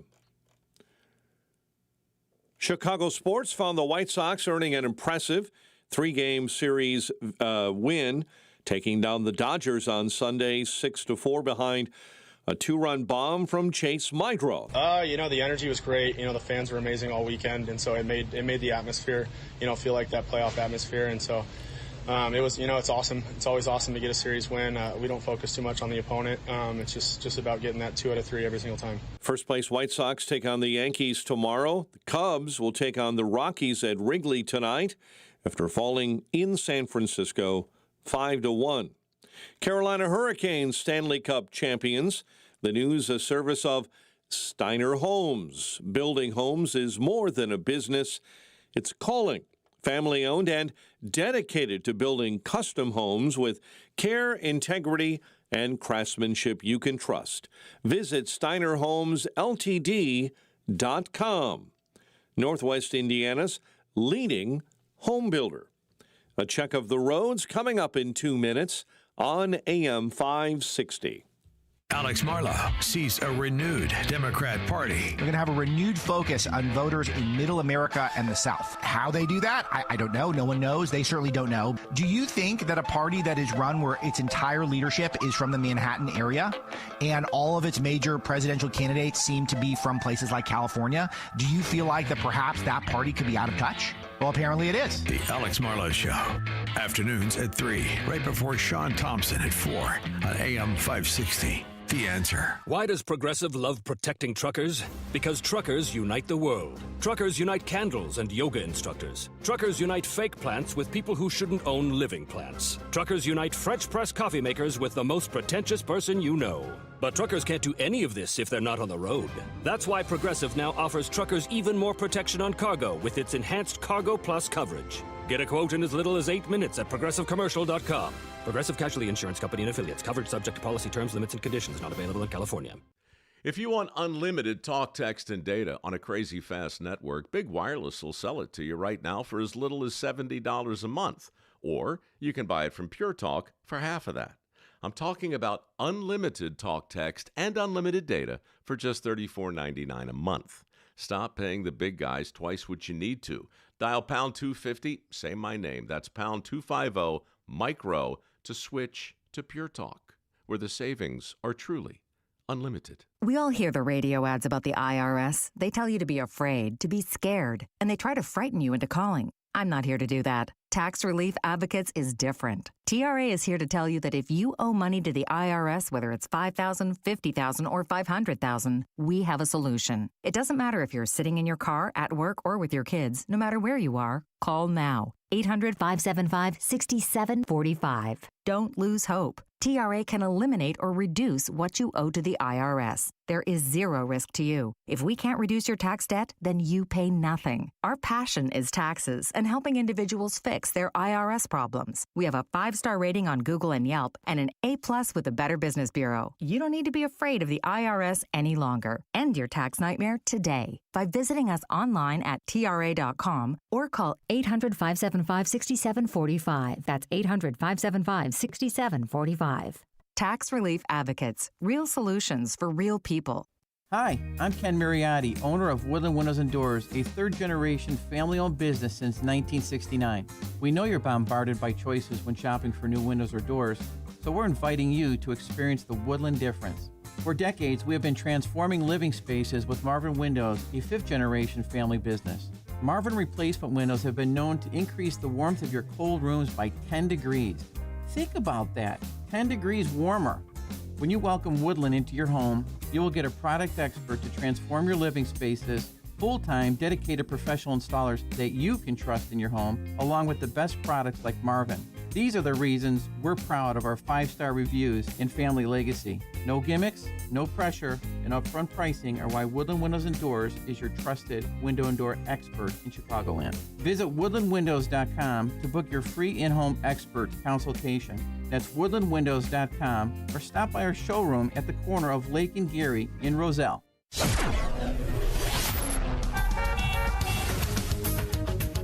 7:08. Team Hochberg Traffic Center time. Accident being cleared in Lombard at Route 53 in St. Charles. Long Grove report of an accident. Lake Cook Road approaching Route 53.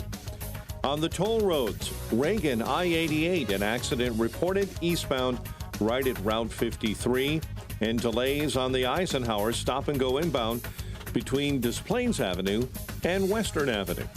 Chicago's Morning Answer continues next. But now a check of your forecast from the Air Right Heating and Cooling Weather Center. Today will be mostly sunny and pleasant, making it the nicest day of the week with a high of 75. Tonight will be mainly clear with a low of 59. Tomorrow, expect mostly cloudy skies with breezy conditions, along with a chance of showers and a thunderstorm. Gusty winds and small hail may accompany any thunderstorm with a high of 73. I'm meteorologist Jason Caterina on AM 560, The Answer. Get the latest weather, traffic, and news updates online at 560theanswer.com. You're probably listening to this in your car, so let me ask you. Would you drive without insurance? Of course not. So why is your retirement portfolio unprotected? Gold is portfolio insurance. It helps de-risk your savings when markets get unpredictable. Noble Gold Investments has helped thousands of Americans do exactly that with no high-pressure sales and thousands of 5-star reviews. Visit noblegoldinvestments.com. That's noblegoldinvestments.com. Past performance may not be indicative of future results. Investing in precious metals involves risk. Consult with your tax or financial professional before making any investment decisions. This hourly segment is brought to you by Destination Retirement with Robert Kuhn. Tune in Sunday mornings from 11 to 12 for Destination Retirement with Robert Kuhn, sponsored by Kuhn Capital Partners in Oak Brook. Now, from the Signature Bank Studios, this is Chicago's Morning Answer with Dan Proft on AM 560. The Answer.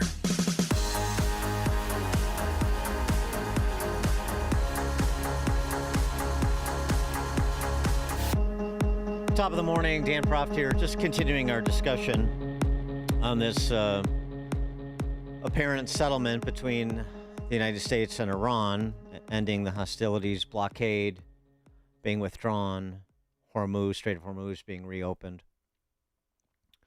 A meeting in Switzerland on Friday to apparently ink this settlement deal with a 60-day clock on dealing with the enriched uranium in country.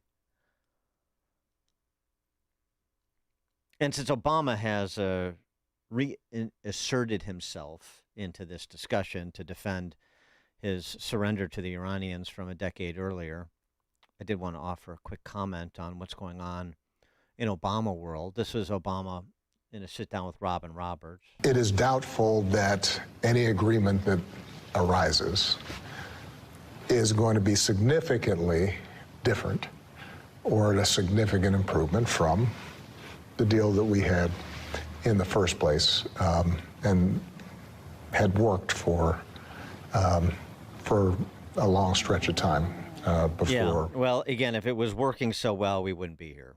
And it's not because Trump canceled the JCPOA. It was a surrender to the Iranians. It was a glide path to nuclear weapons. And here we are a decade later. The question is, with this settlement today or this week, put us in the same place a decade from now or less. But before I get there, this about the Obama land, as they're preparing for the great grand opening, celebrity-studded grand opening, I'm sure. Just a reminder, Obama land, and the reason I call it Obama land is because it's a fantasy land. It's like going to Disneyland or Disney World. Obama land. It's not a library. It's fantasy. You go there to suspend disbelief. The only difference is, unlike Disney World, at least for the kids, or Disneyland, it's not going to be fun. $300 million was the original cost estimate. Now it's at about $850 million. Typical. It's about right. Government estimates, off by a factor of 3. And that was with land essentially for free. But there's another issue. African American Contractors Association President Omar Sharif said that a total of 7 separate subcontractors have contacted him for help with pursuing missing payments in the past several months.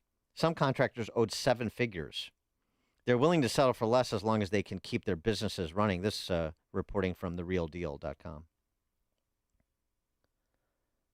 Oh, MBEs, all the empowering of minority business enterprises, minority contractors and subcontractors. That's an important part of it. Well, paying them is an important part of it, too. Subcontractors are claiming they haven't been paid yet for the work on the project. So many of our black contractors are complaining about they have not got their money. But the other side of it, a lot of the black community and the newspapers do not know that these people have not been paid. Contractors are already in bankruptcy. That's what they're saying, that if it wasn't the fact that they worked on this Obama project, they would not be under this type of problem. No, driving MBEs into bankruptcy. Well done, Obama world, for your Obama land.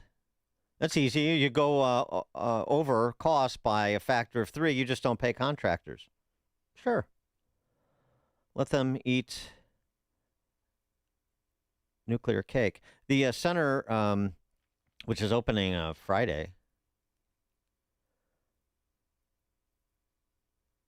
For example, one spat between Thornton Tomasetti and an Obama subcontractor spilled into a $40 million federal lawsuit that saw the black-owned 2-in-1 subcontractor file a lawsuit against Thornton for false claims and racial discrimination. Thornton is the firm managing structural engineering design services for the development. Lakeside Alliance, a general contractor for the project, claimed the project's size and amount of moving parts meant the negotiation and strains are normal. Not to those who are bankrupt. Boy, if only Obama-land contractors, including these MBEs, were treated by Obama as well as Iranian mullahs. Isn't it time for the Messiah to make with the pallets of cash? 312-642-5600, alphawealthgroup.com call and text line.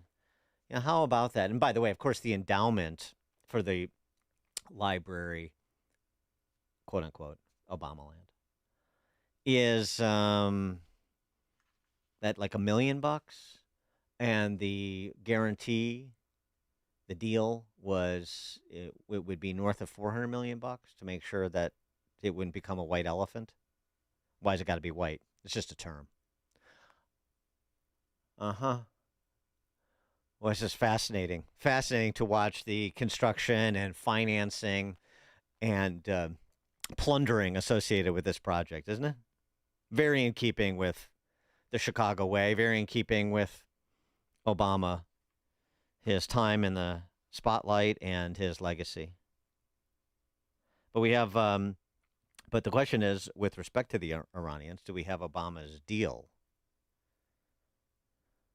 J.D. Vance, senior administration official, according to investigative journalist Lee Smith, before his comments last night on this settlement, he and his wife, Usha, sat down for an interview with Robert Costa for CBS Mornings.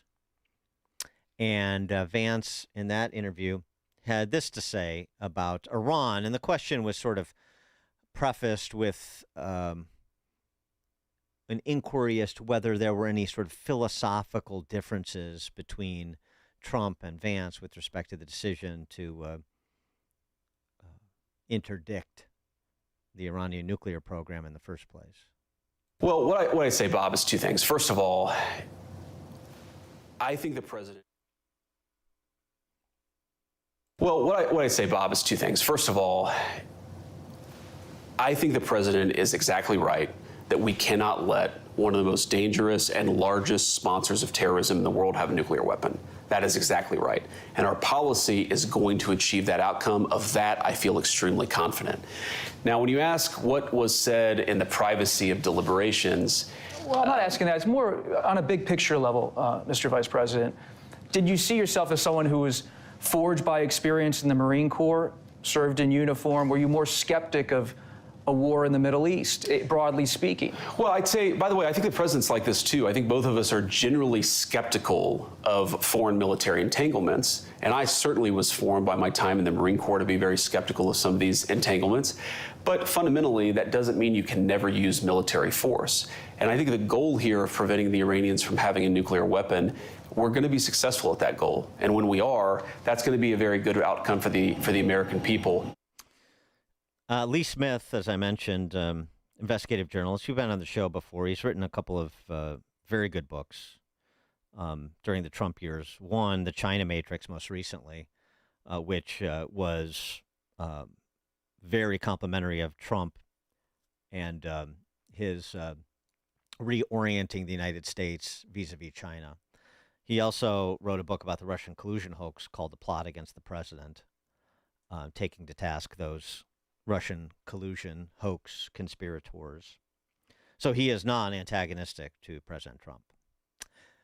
But he is on this deal. In tabletmag.com, his piece, Donald Trump's Pallets of Cash. He suggests, as Lee Smith, that Trump went from mocking the JCPOA, Obama's deal, to suggesting that all he's doing here is extending it. For example, as I mentioned previously, the United Arab Emirates, key regional ally of the United States, is making $20 billion of frozen Iranian assets available, with $3 billion of it already having been delivered to Tehran. It seems, this is Lee Smith writing, it seems what Trump has frequently called the worst deal ever negotiated and has identified for more than a decade as Exhibit A in the case against American loserdom has now become the pattern of his own Iran policy.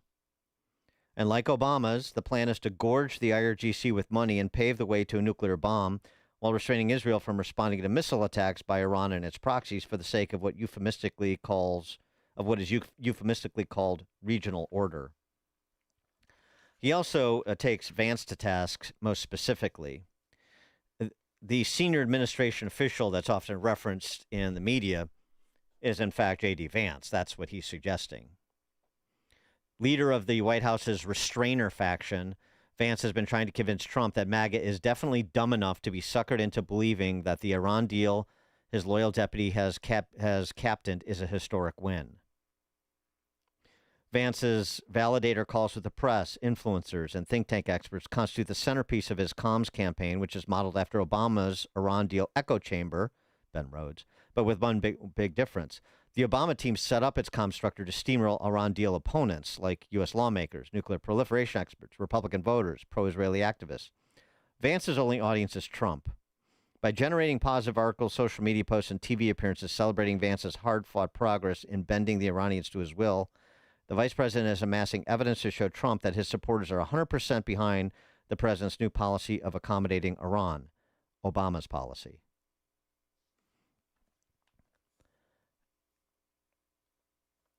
He goes on to say,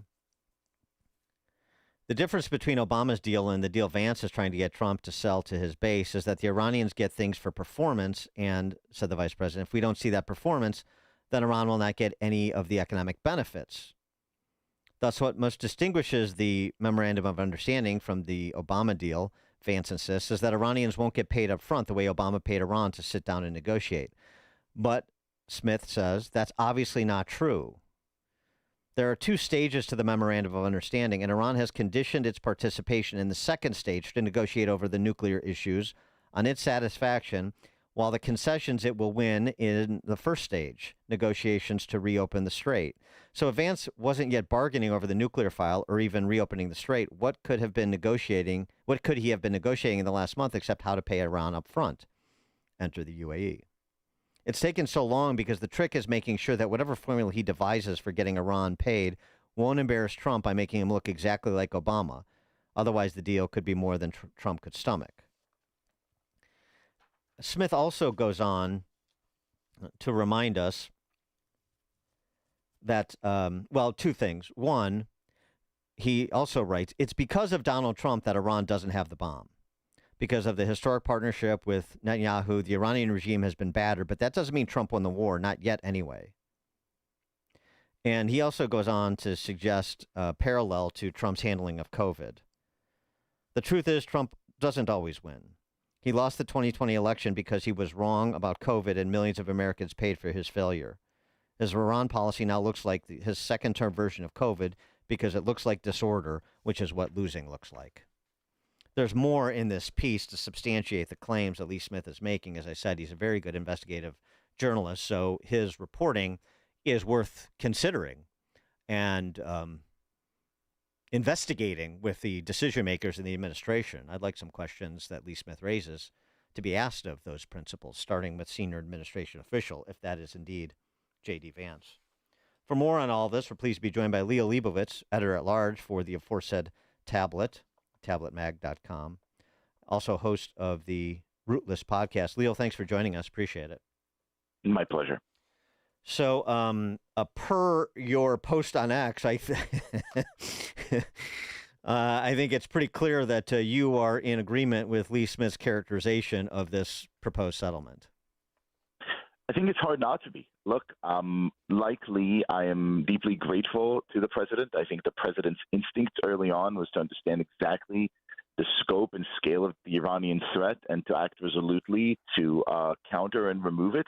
But I think just as happened with COVID and sadly several other examples we could name, the president had a failure of nerve, listened to people in his orbit that had very different designs, and made a catastrophic mistake that ended up with America losing a war it absolutely had to win.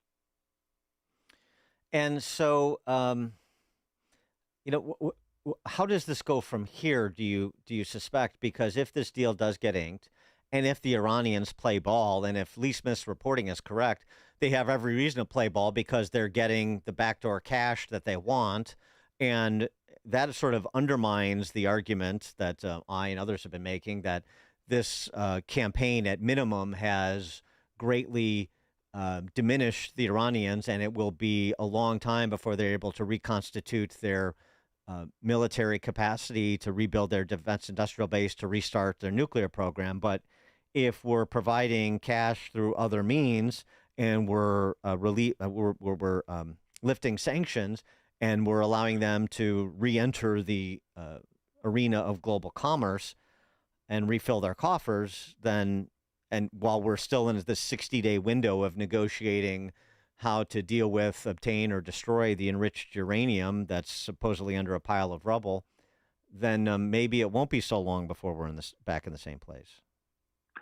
I think the important thing to understand here, which is sort of grim, so apologies in advance, is that if indeed all the reporting that we're hearing is correct, then Trump didn't just lose this war, but he actually put us back, quite a few steps on the chessboard, and here's why. The moment you started hearing the word deal, I began to feel, deeply distressed, because the entire point of what Donald Trump seems to have understood early on is that you simply, and now I sound straight out of, a 1980s Chuck Norris of blessed memory movie, you don't negotiate with terrorists. The United States has no business making deals with demented ayatollahs in Iran. The United States has every interest to protect its own national security interests, and it has all the abilities, the mightiest military in the history of mankind, to actually go ahead and win the victories that it needs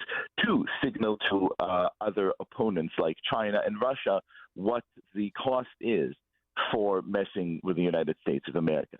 Donald Trump could have, started off by doing this in Operation Epic Fury pretty well, could have continued in a myriad of ways, could have continued, for example, by bombing Kharj Island, which produces something like 30 million barrels of oil, and made it very, very clear to the Iranians that he's not here playing some kind of, game of tic-tac-toe, but rather actually going to war against them. Having failed to do so, having now returned to them all the cards, they now have pallets of cash. They now have the sort of obsequiousness of their regional allies who understand very well that the Iranians lost the war and therefore they must now pay obeisance to the Iranians. The Iranians will now collect. The Iranians will now rebuild. The Iranians will now sit patiently and await the return of Barack Obama in the 2028 elections. And the Iranians come out on top. And it's even worse than that, because whatever American option is sort of fashions itself in opposition to that, the first thing that you're going to hear is, well, we tried military force and it just didn't work. which is nonsense. It worked beautifully. It could have worked wonderfully had Donald Trump not lost his nerve and decided for a whole host of reasons to simply rescue defeat from the jaws of victory.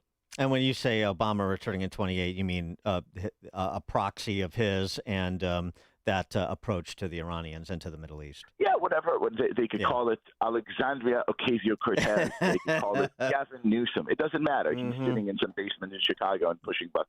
Yes, right. Well, and so what does Bibi do with this? Because, of course, part of the proposed deal, as it's being reported, is a ceasefire between Israel and Lebanon. And that means Hezbollah gets to attack with impunity, and perhaps Trump continues to say to Bibi, don't respond to missile attacks because we don't want to queer this deal. And so how does he deal with that? Look, I think it's a great question, but I think that the sort of real question, it's a slightly larger question than this, is how do American allies worldwide understand what just happened? Because here is America's ally going to war with America for American national security interests that matches Israel's too, and then being told that it has to sit down and refrain from responding as Iran's proxy, Hezbollah, is raining terror and death upon its citizens. So if I'm Ukraine, if I'm Taiwan, if I'm any other if I'm any other ally of the United States of America and the world that is asking itself, will the United States stand by me if I fight China? Will the United States stand by me if I fight Russia? I think we just got an answer from the Trump administration, and it's absolutely the wrong answer. The United States always has to stand by its allies, and it just simply didn't. Well, it's even more complicated and potentially more dismal than that. The French are trying to push this narrative that there should be a distinguishing between Hezbollah's political arm and its military arm, to which the Lebanese foreign minister said, that's nonsense to try to bifurcate Hezbollah into, well, there's the political Hezbollah that's somehow legitimate, and then there's the terrorist Hezbollah, the military wing that's not legitimate, or some such thing like that. But we've got a G7 summit this week. To have French officials trying to make that case speaks to how weak Western Europe is, at least some of Western Europe. How weak and how unresolved. And again, the terms that the Europeans speak are precisely these terms of deals and de-escalation and differentiation between the so-called radicals and the so-called moderates, which is the same language we mocked the Obama administration for 8 years, and the same language the Trump White House is speaking right now. Oh, you don't understand. One of the great successes, says the quote-unquote senior official at the White House, is that now the moderates among the IRGC will finally, take the reins and make Iran beautiful and democratic. Yeah, the moderates. It's right. Nonsense. It's absolute bad faith nonsense. It's the same Obama language, and congratulations to J.D. Vance. He appears to be a pretty great Obamite. Well, this is the rub then too. I mean, now you have to think about going forward into the midterms, but particularly into 28, if it's Vance and Rubio versus, as you say, whatever sort of Obama impersonator, then what is your concern about America's long-term relationship with Israel, regardless of who the PM there is? Well, again, my concern is much less about America's long-term relationship with Israel, because I think, Israel is an independent country. It's going to go ahead and do, I hope, whatever it's good for its security interests. My concern is very much, and always is, primarily America's national security interests. Look, if we look at historical kind of polling data, it remains pretty clear that after several years of a president from one party, we usually have kind of a resurgence of the other party.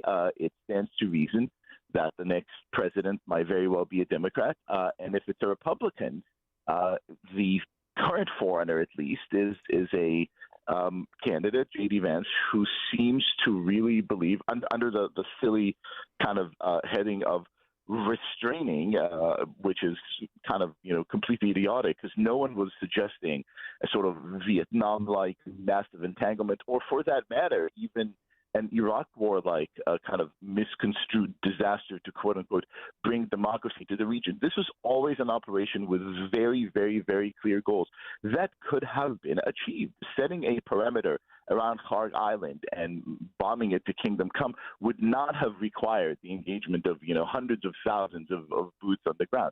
It would have required, resolution and sacrifice. It would have definitely had an impact on oil prices. It would have required a wartime president, which Trump loves calling himself, standing in front of the American people, explaining exactly why we are fighting this war. And again, this is an American war. It's an American war against this so-called axis of resistance, which includes our greatest enemies, which are China and Russia. It's one front of a war that is happening in Ukraine, that is maybe will happen in Taiwan too, God forbid. That is exactly what he ought to have told the American people.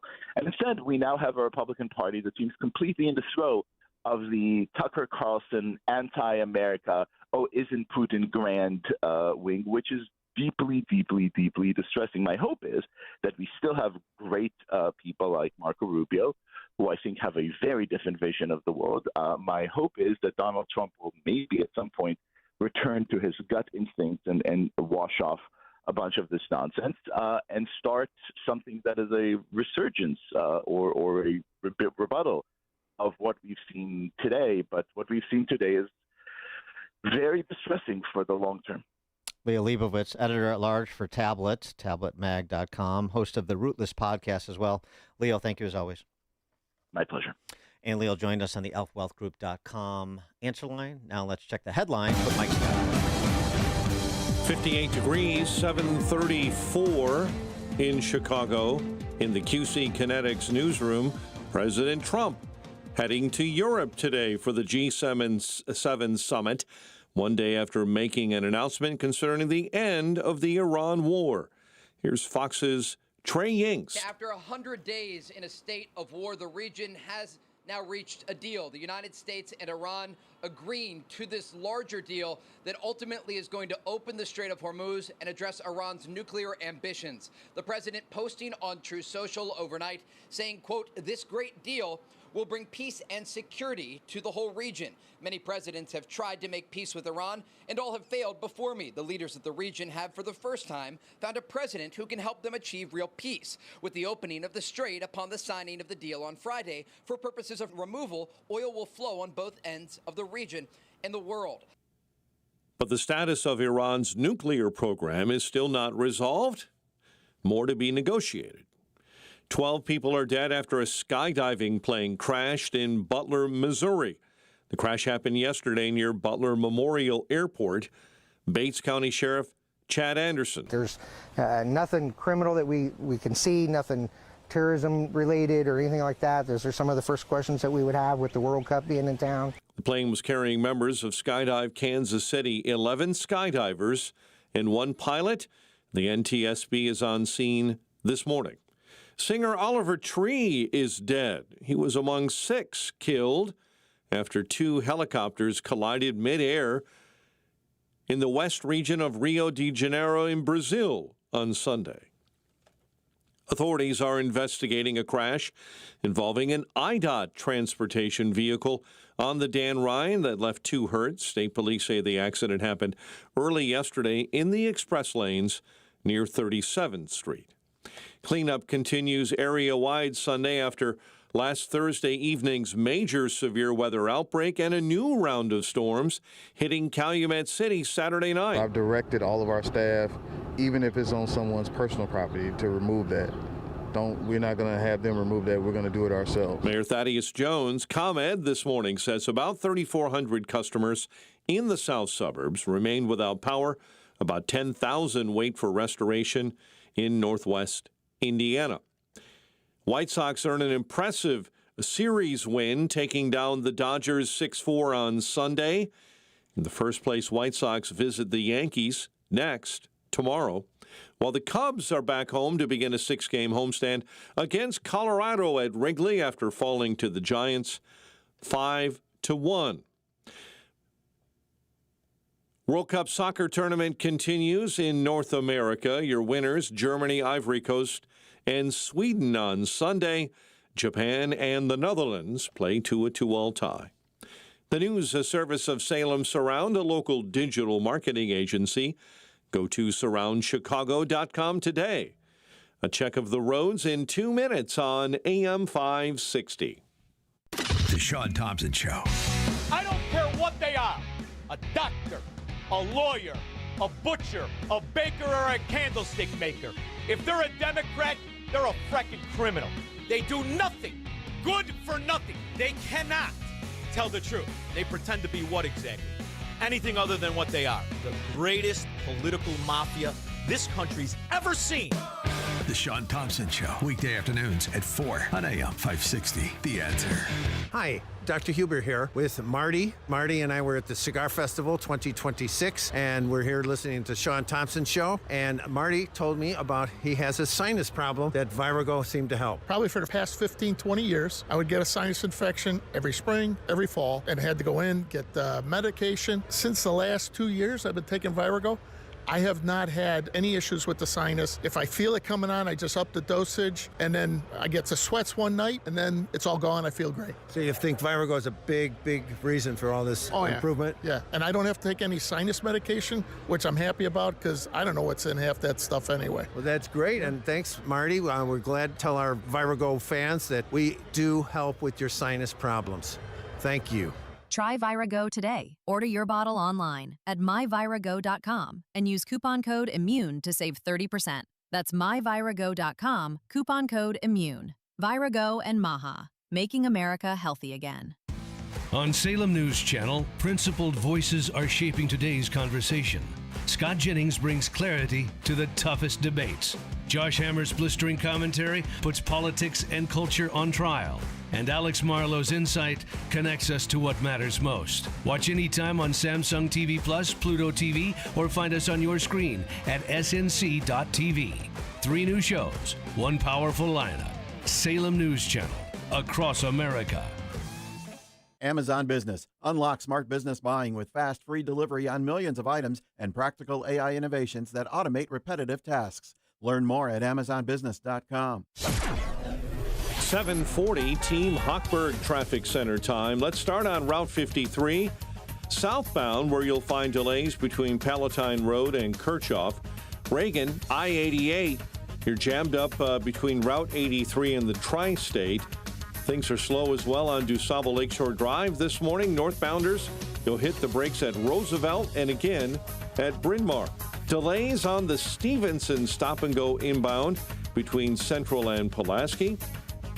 Kennedy stop-and-go, Manheim into O'Hare on the outbound side. Inbounders, you're on the brakes between Canfield and Lawrence. Traffic, a service of America 250 this July 4th. Celebrate at America's Block Party. Can't miss a concert at the LA Memorial Coliseum. America250.org/LA. Chicago's Morning Answer continues next. But now a check of your forecast. In the Air Right Heating and Cooling Weather Center, sunny and pleasant. A high of 75. Get the latest weather, traffic, and news updates online at 560theanswer.com. This hourly segment is brought to you by Goldilocks, offering 24/7 security solutions for homes and businesses. Call them today at 708-889-5600. Now, from the Signature Bank Studios.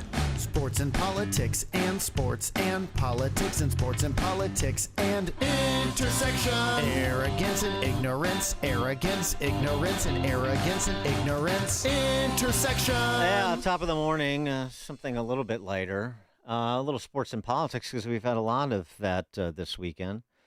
Between the Knicks winning their first championship in 53 years to that garish display at the White House, according to the leftist cultural mavens, self-styled as they are, talking about the UFC yesterday to celebrate America 250.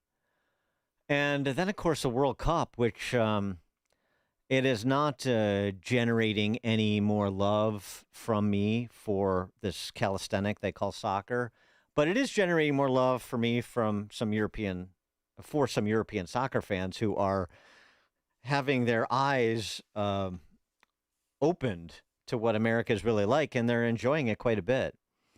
I didn't watch much of the UFC. I mean, I'm not a huge UFC fan. I do like the Muay Thai fighters. I do like some of it.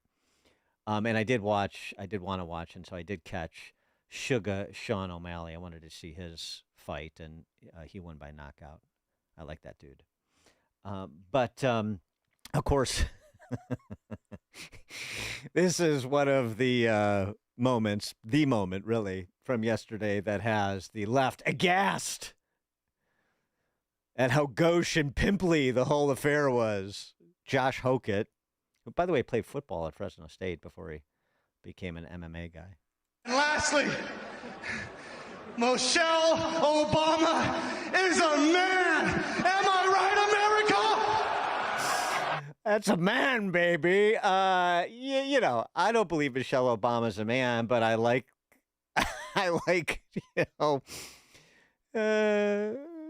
poking the bear. Let all of the leftists come out and suggest how horrible it is and how this affair was beneath the dignity of the White House and so on and so forth, so that everybody then can turn around and post the pictures and the videos of these bare-chested men pretending to be women parading around Biden's White House in a most disgusting fashion. So you want to comment on UFC and the haughtiness of the left's reaction to said 312-642-5600 alphawealthgroup.com call and text line. And since I mentioned the Knicks too, of course, the attendant to an NBA championship is the lawlessness you saw in New York with 63 arrests and cops injured, somebody shot. Ridiculous. But the Knicks fans I find loathsome. The celebrity Ben Stiller jumping around on the court like Ben Stiller does, like Ben Stiller wants to do, and all of the other dilettantes. It's just too much for me. Plus, the NBA is a terrible product. But as I said last week, Jalen Brunson, Stevenson's very own, an Illinois Mr. Basketball, champion everywhere he's gone.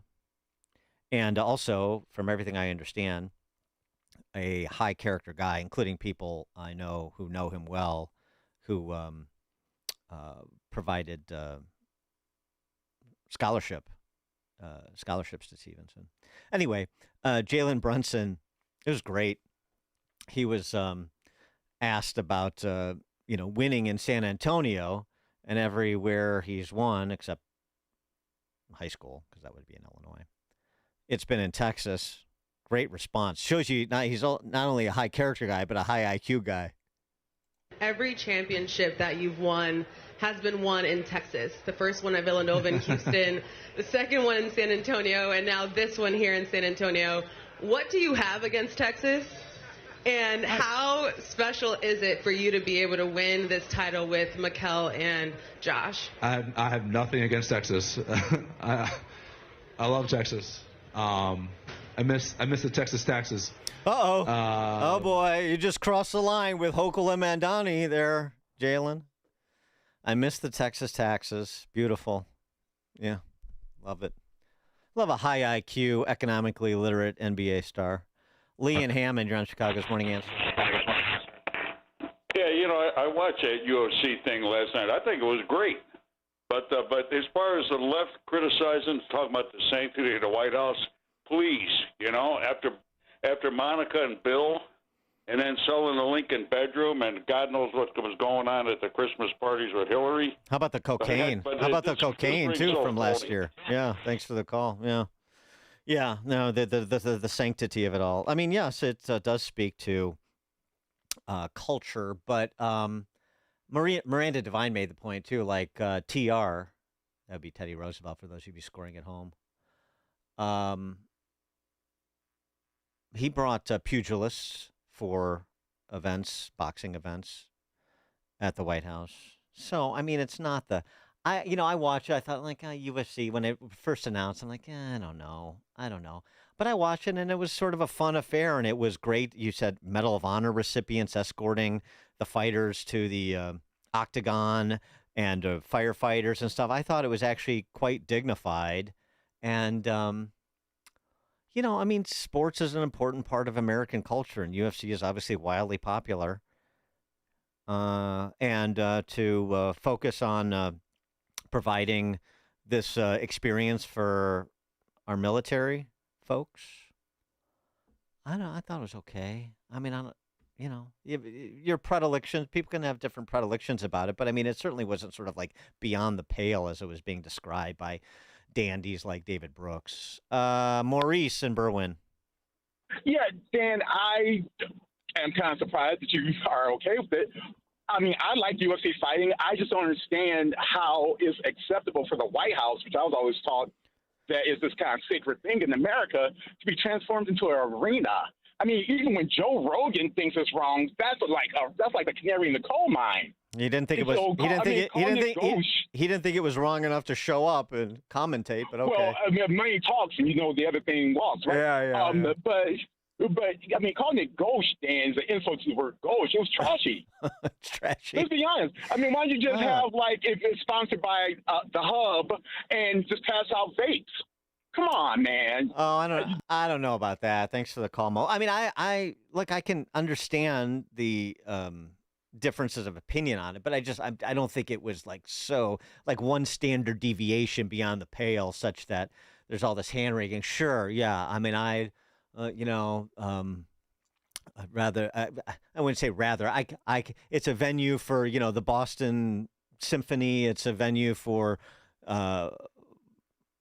CSO, for highbrow artistic events. But I mean, again, in terms of what has happened at this sacrosanct White House and under who it's happened, I mean, there's not very many people at the standing, unless they were also critical of that grotesque display that I just referenced during the Biden years, not to mention the grotesque conduct of Bill Clinton during the Clinton years, that, you may want to recognize the glass house in which you're residing here. But, Trump is friends with Dana White. UFC is popular. I mean, that's the kind of stuff that happens at the White House. You see it with celebrities all the time. I mean, some of these recording artists that are selected, the Nicki Minaj's and the Cardi B's and others who have come in and out of the White House over the years, everybody has their tastes. Everybody has their friend groups, particularly in celebrity circles when you're the president. Owen in Willowbrook. Hi, Dan. You touched base on it a little bit, but I like the fact that most of the crowd was a lot of military people and common people. I mean, they did show some celebrities, but you didn't look at Travis Kelce's wife, Taylor Swift, every 2 minutes. I mean, it was kind of unique in the fact that it wasn't just loaded with celebrities. And the other thing that kills me is they call it below the dignity of the White House. That's the Democrats' code word. Like in debates, they say, "Oh, he's not acting presidential." Well, Trump's the first guy to fight back against these clowns, and they always use that. And I just love the fact that he brought in common day people. Well, yeah, thanks for calling. Right. I mean, it was purposefully geared towards military like UFC. It was to honor military, as I mentioned, Medal of Honor recipients, first responders walking the fighters out. So it was, it was a tribute to them at the same time and allowing them to have this unique experience. That's pretty cool and well-earned, deserved. So, and by the way, all these like leftist cultural mavens, I go to so many plays at art houses or philharmonics and stuff that's filled with, just nihilistic pablum. These great vanguard, the great vanguard of the arts and highbrow cultural offerings. Please, even art houses I like, in Chicago, like Steppenwolf, platform a lot of banal, ugly plays and artists and perspectives. So the idea that everything that's presented in these hallowed environments of the theater is high quality, that's a fallacy.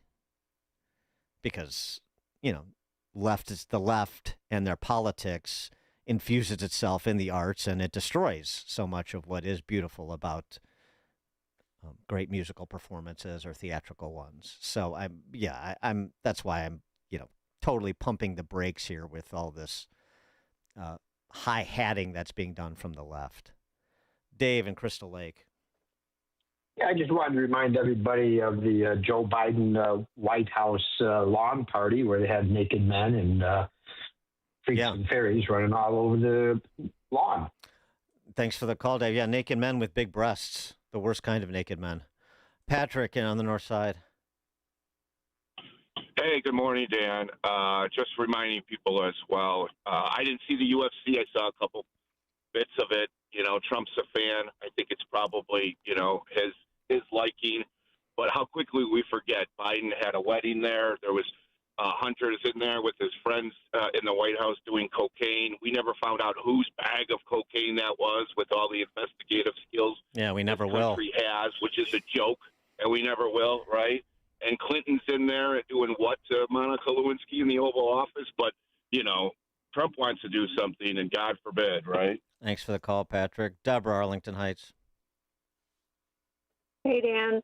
It's very simple. The rules are, if Trump does it, it's horrible. He could do the identical things that have occurred that people just mentioned, you mentioned, and if he did those things, they would be horrible. And conversely, if Biden, for example, had decided to have the UFC at the White House, then it would have been wonderful, and everybody would have been just like, oh, that's great. This is just how it rolls from what I see. Thanks for the call, Deborah.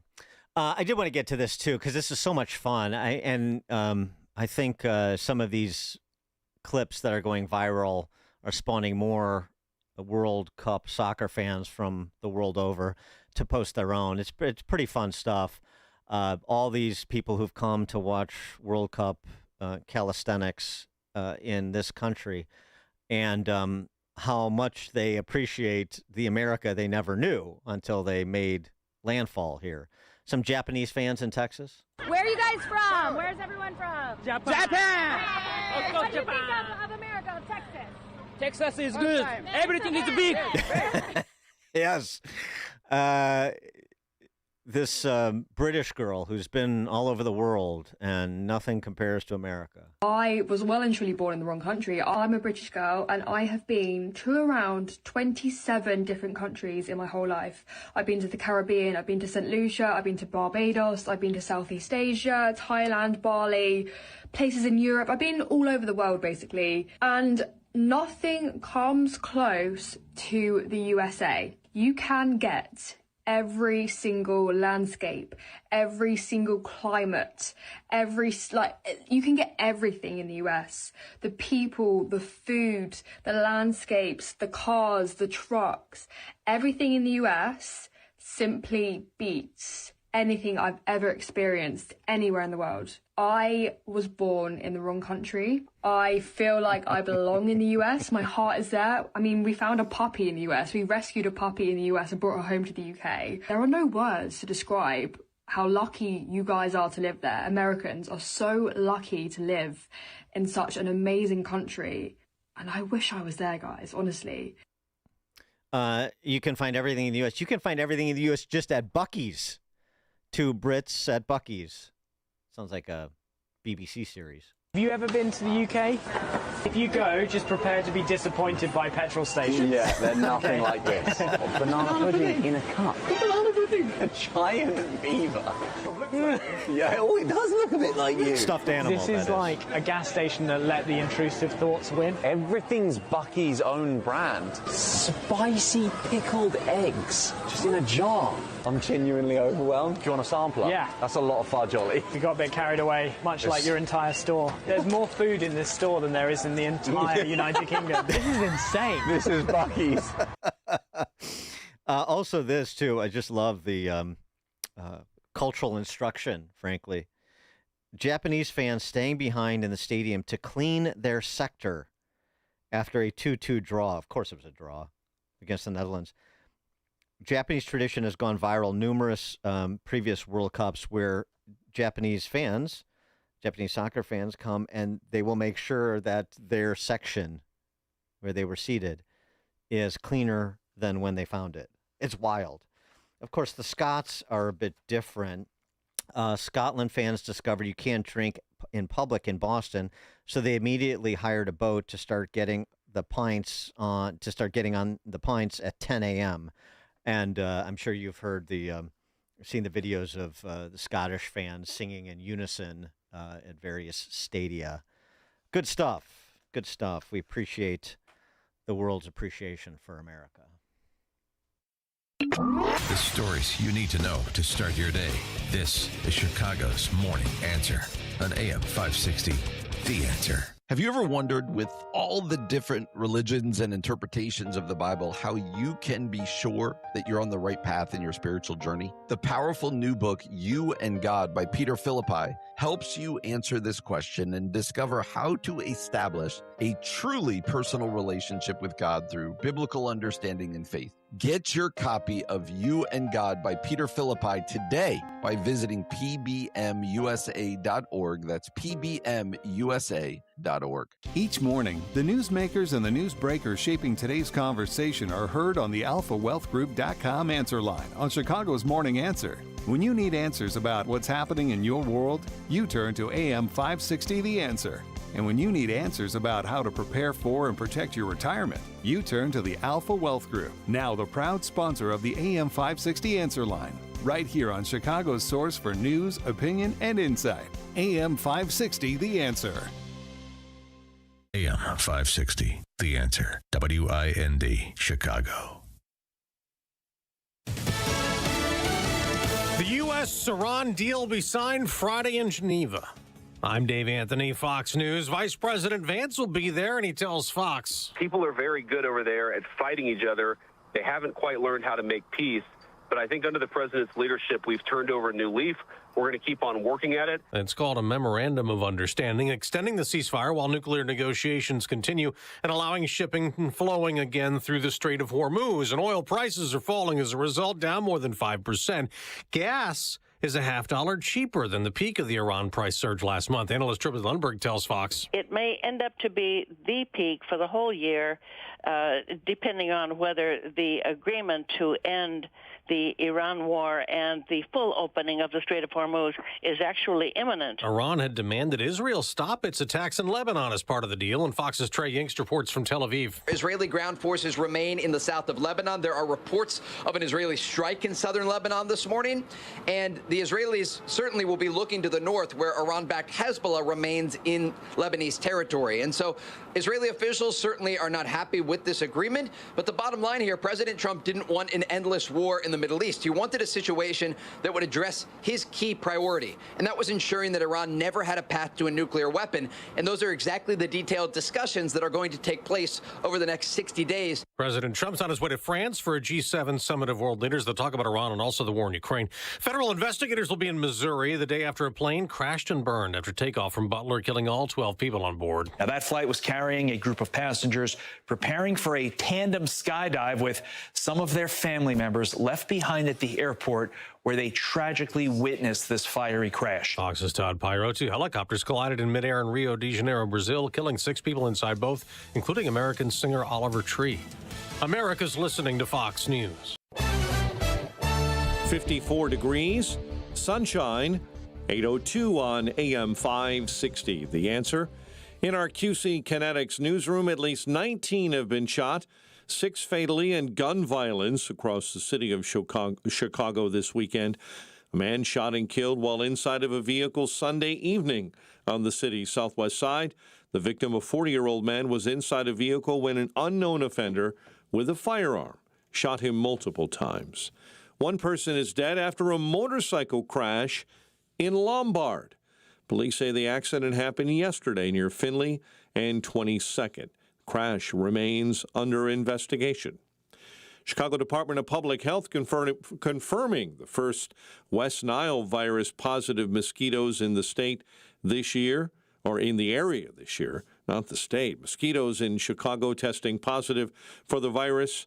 There have been no human cases of West Nile reported this year in Illinois. Authorities continue investigating a crash involving an IDOT transportation vehicle on the Dan Ryan that left 2 badly hurt.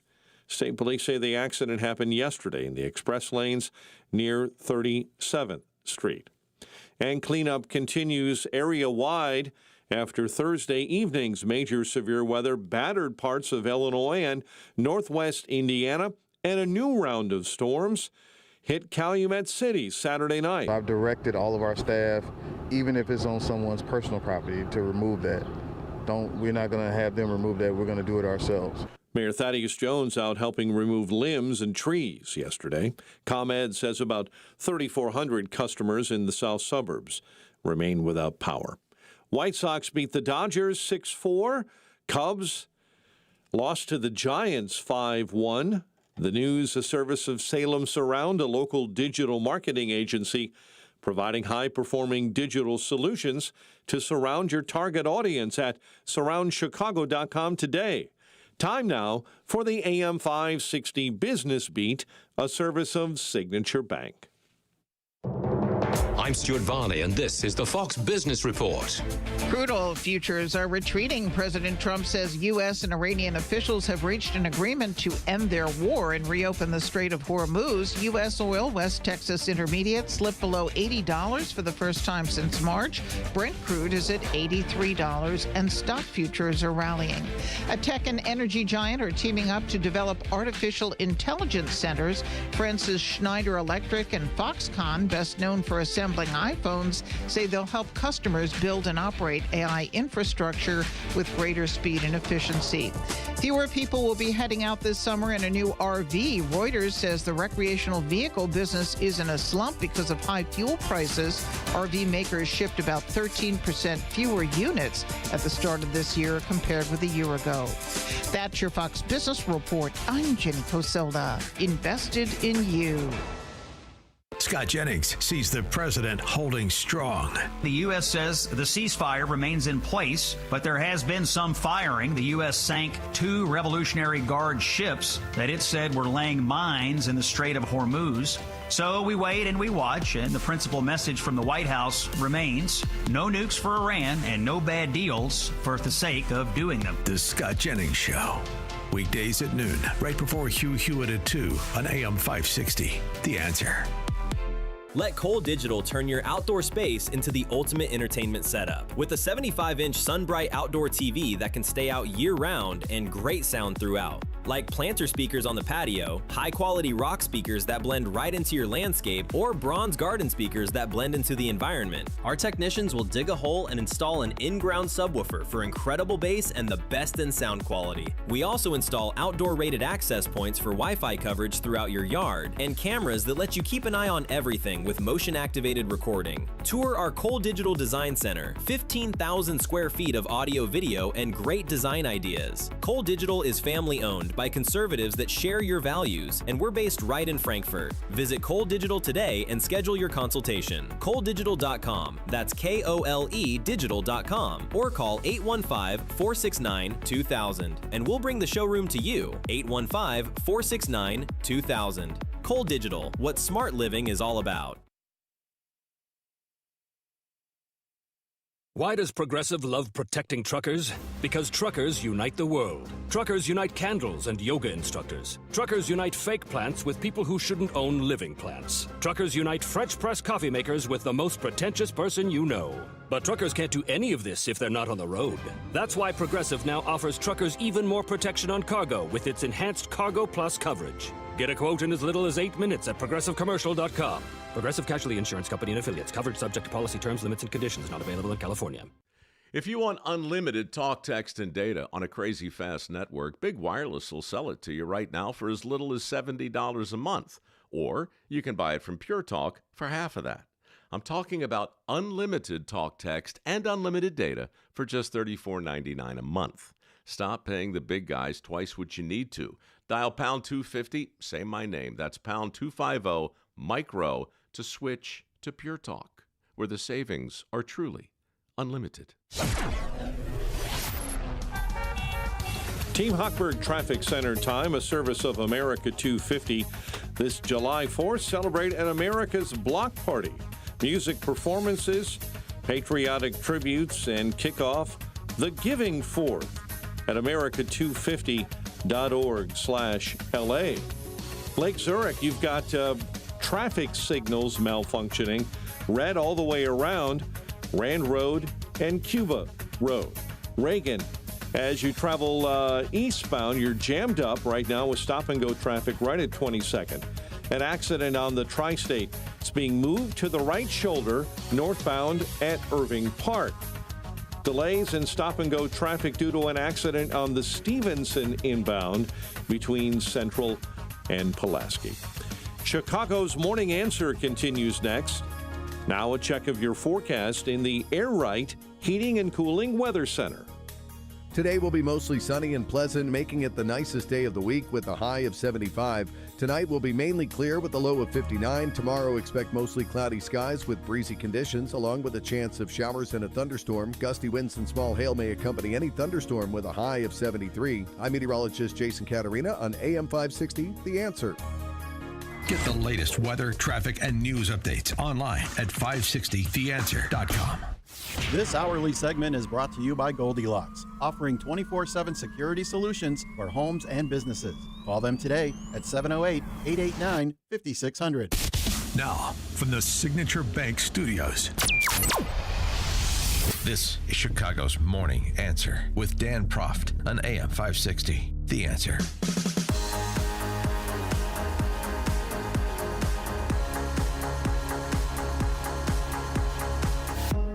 Top of the morning, Dan Proft here, talking about the offerings of World Cup fans visiting America for all those soccer matches. I didn't get to one last hour I wanted to get to. This is from a X handle, Pericles, at Perry Alpha. Hello, friends. I'm from Belgium. I'm visiting America for the first time to see the World Cup. I love your country. I am in Times Square after the basketball game, and I see men of all races starting fires and destroying cars. This is amazing. In Europe, only Muslims do this. Yes. Well, we're much more inclusive in the United States when it comes to rioting and looting. Thank you very much. Although that's not the case anymore. I'm talking about the starting fires and destroying cars.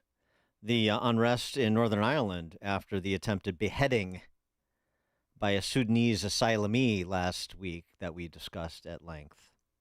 And the reverberations all the way up to two-tier Keir Starmer, the UK PM, who essentially called for a calm on all sides. Mm-hmm. As we talked about last week, in a wonderful tour de force of white guilt, Starmer. And I should also mention, yesterday, as we were talking about UFC at the White House, there was alternative programming. Rise Up, Sing Out. The Rise Up and Sing Out folks offering some boomer folk music of the protest variety, of course. Here's today's earworm. Oh, you fascists bound to lose. You're bound to lose. You fascists bound to lose. Hey there, all you fascists. Let me put you straight. When you come for the rest of us, we'll fight you at the gate, and you will lose. You fascists bound to lose. Okay. I mean, I almost thought that was like a Christopher Guest parody, but no, it's real. RiseUpSingOut.com if you want more of those musical stylings.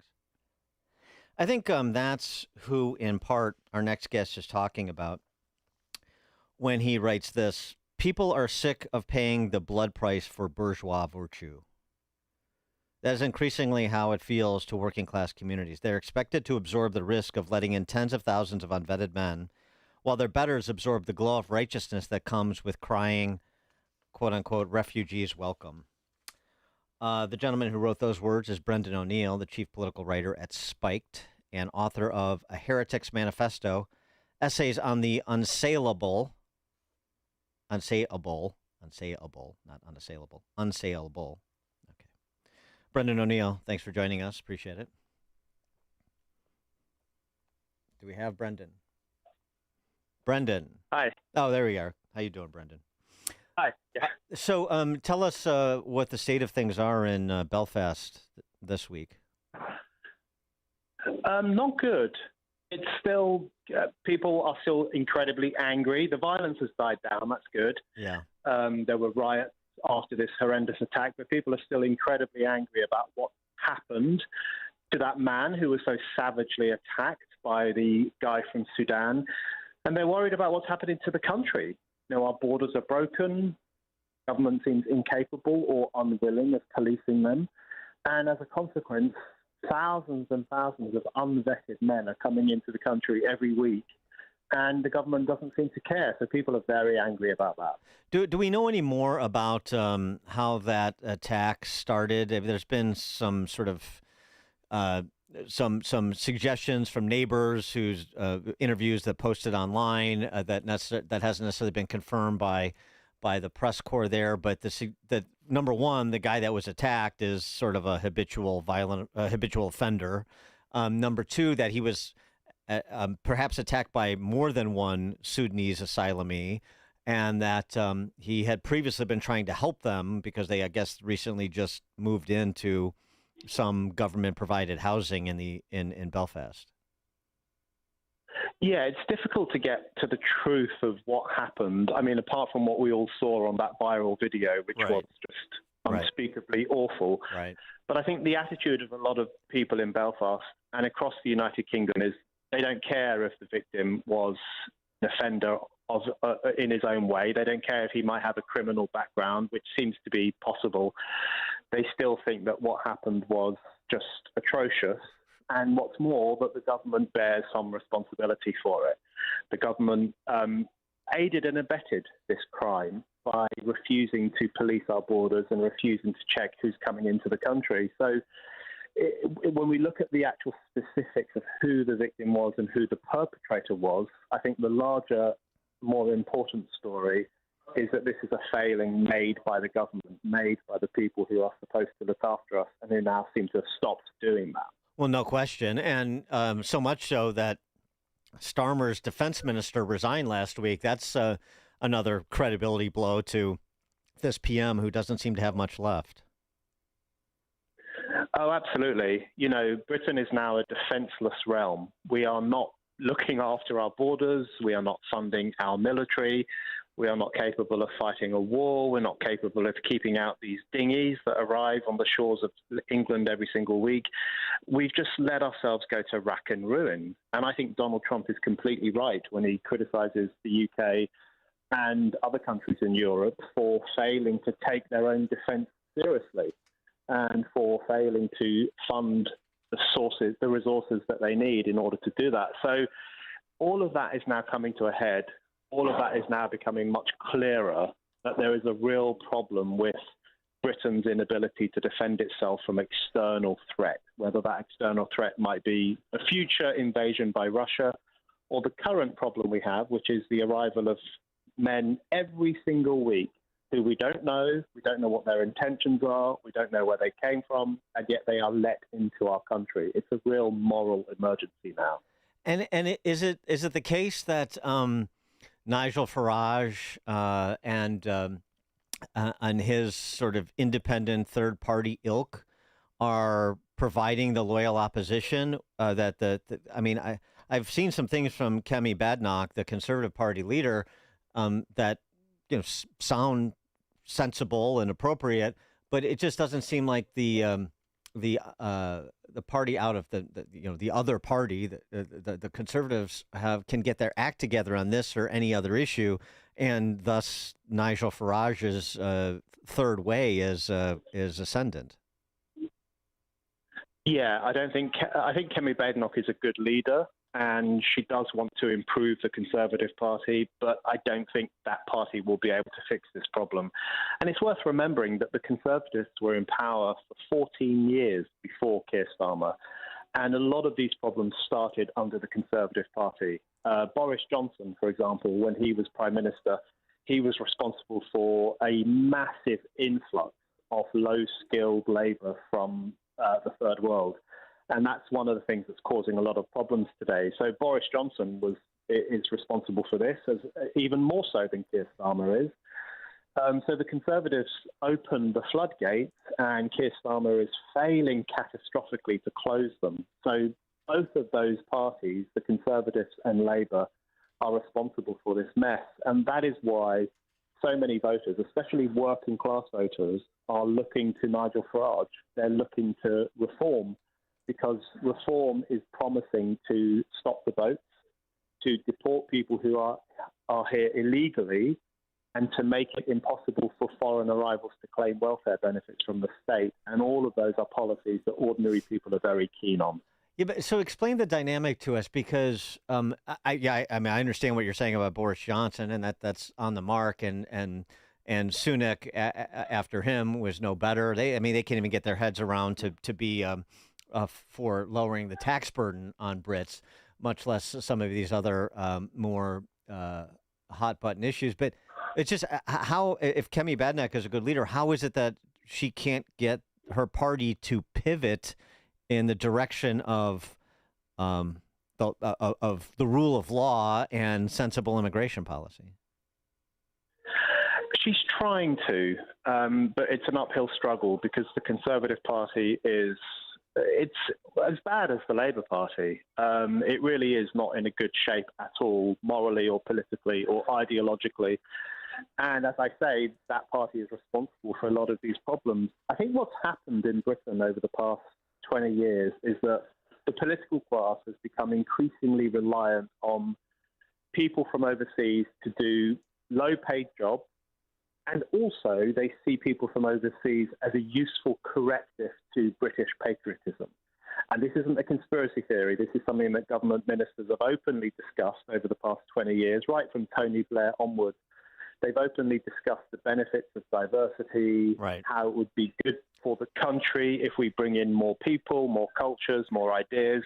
They've openly talked about that. So for both economic reasons and political reasons, they basically threw open the borders. And now people, as I say in my piece, people are paying the blood price for that. And of course, the people who are paying the blood price tend to be working class communities, the places where these people are put when they arrive here.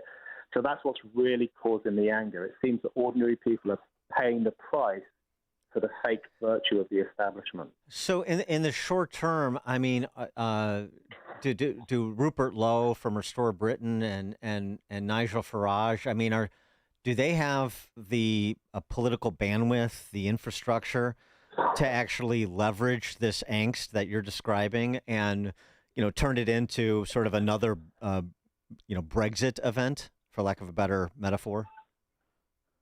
No, that's a really good way to put it. The Brexit spirit is alive and well. And in fact, next week, it will be the 10th anniversary of our vote for Brexit. And that spirit, that desire to restore British sovereignty, that desire for Britain to take itself more seriously as a nation state like we used to in the old days, that's still out there. And ordinary voters are looking for the party or the person who they think will best represent that spirit. And Nigel Farage definitely has the bandwidth to make some of these changes. His party is now number one in all the opinion polls.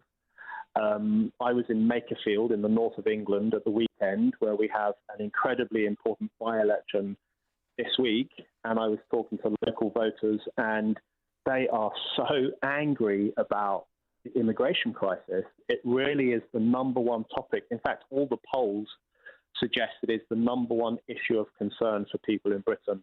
And it's not because they're racist. It's not because they're xenophobic. All of that is just nonsense. It's because they want us to be a sovereign country. They want us to know who's coming into the country and why. They want us to have borders that actually work. These are very reasonable things to want, and increasing numbers of people want them. And I think Farage is quite well placed to make that happen. Well, and I got to tell you, I think the reaction, at least some of the reaction I saw last week in the wake of that attempted beheading from, on roundtables on Irish television, where you had like Irish media and politicos talking about, the real problem here is that there was video taken and the government allowed the video to circulate online. What we need to do, the clear implication was, we need to make sure that videos like that don't circulate. The problem is the video and laying bare the reality to the larger populace. If we could just keep the truth from them, basically, they don't say it this way, but if we could just keep the truth from them, we wouldn't have any problems. That's exactly what they mean. I mean, they've all but said that. Their solution is to hide the truth. Their solution is to hide away the savagery that has taken place as a consequence of our broken borders. And I can't overstate this. Every single week now, sometimes more than once a week, there is a news report about an illegal immigrant raping someone or murdering someone or assaulting someone. I mean, it is non-stop. So just last week, for example, when everyone was talking about Belfast, a man from Iraq who came here illegally was found guilty of raping 7 girls. Mm-hmm. And a man from Pakistan who came here illegally was found guilty of raping a drunk girl in a park. Those are just 2 incidents in the same week in which we had the attempted beheading in Belfast. It can't go on like this.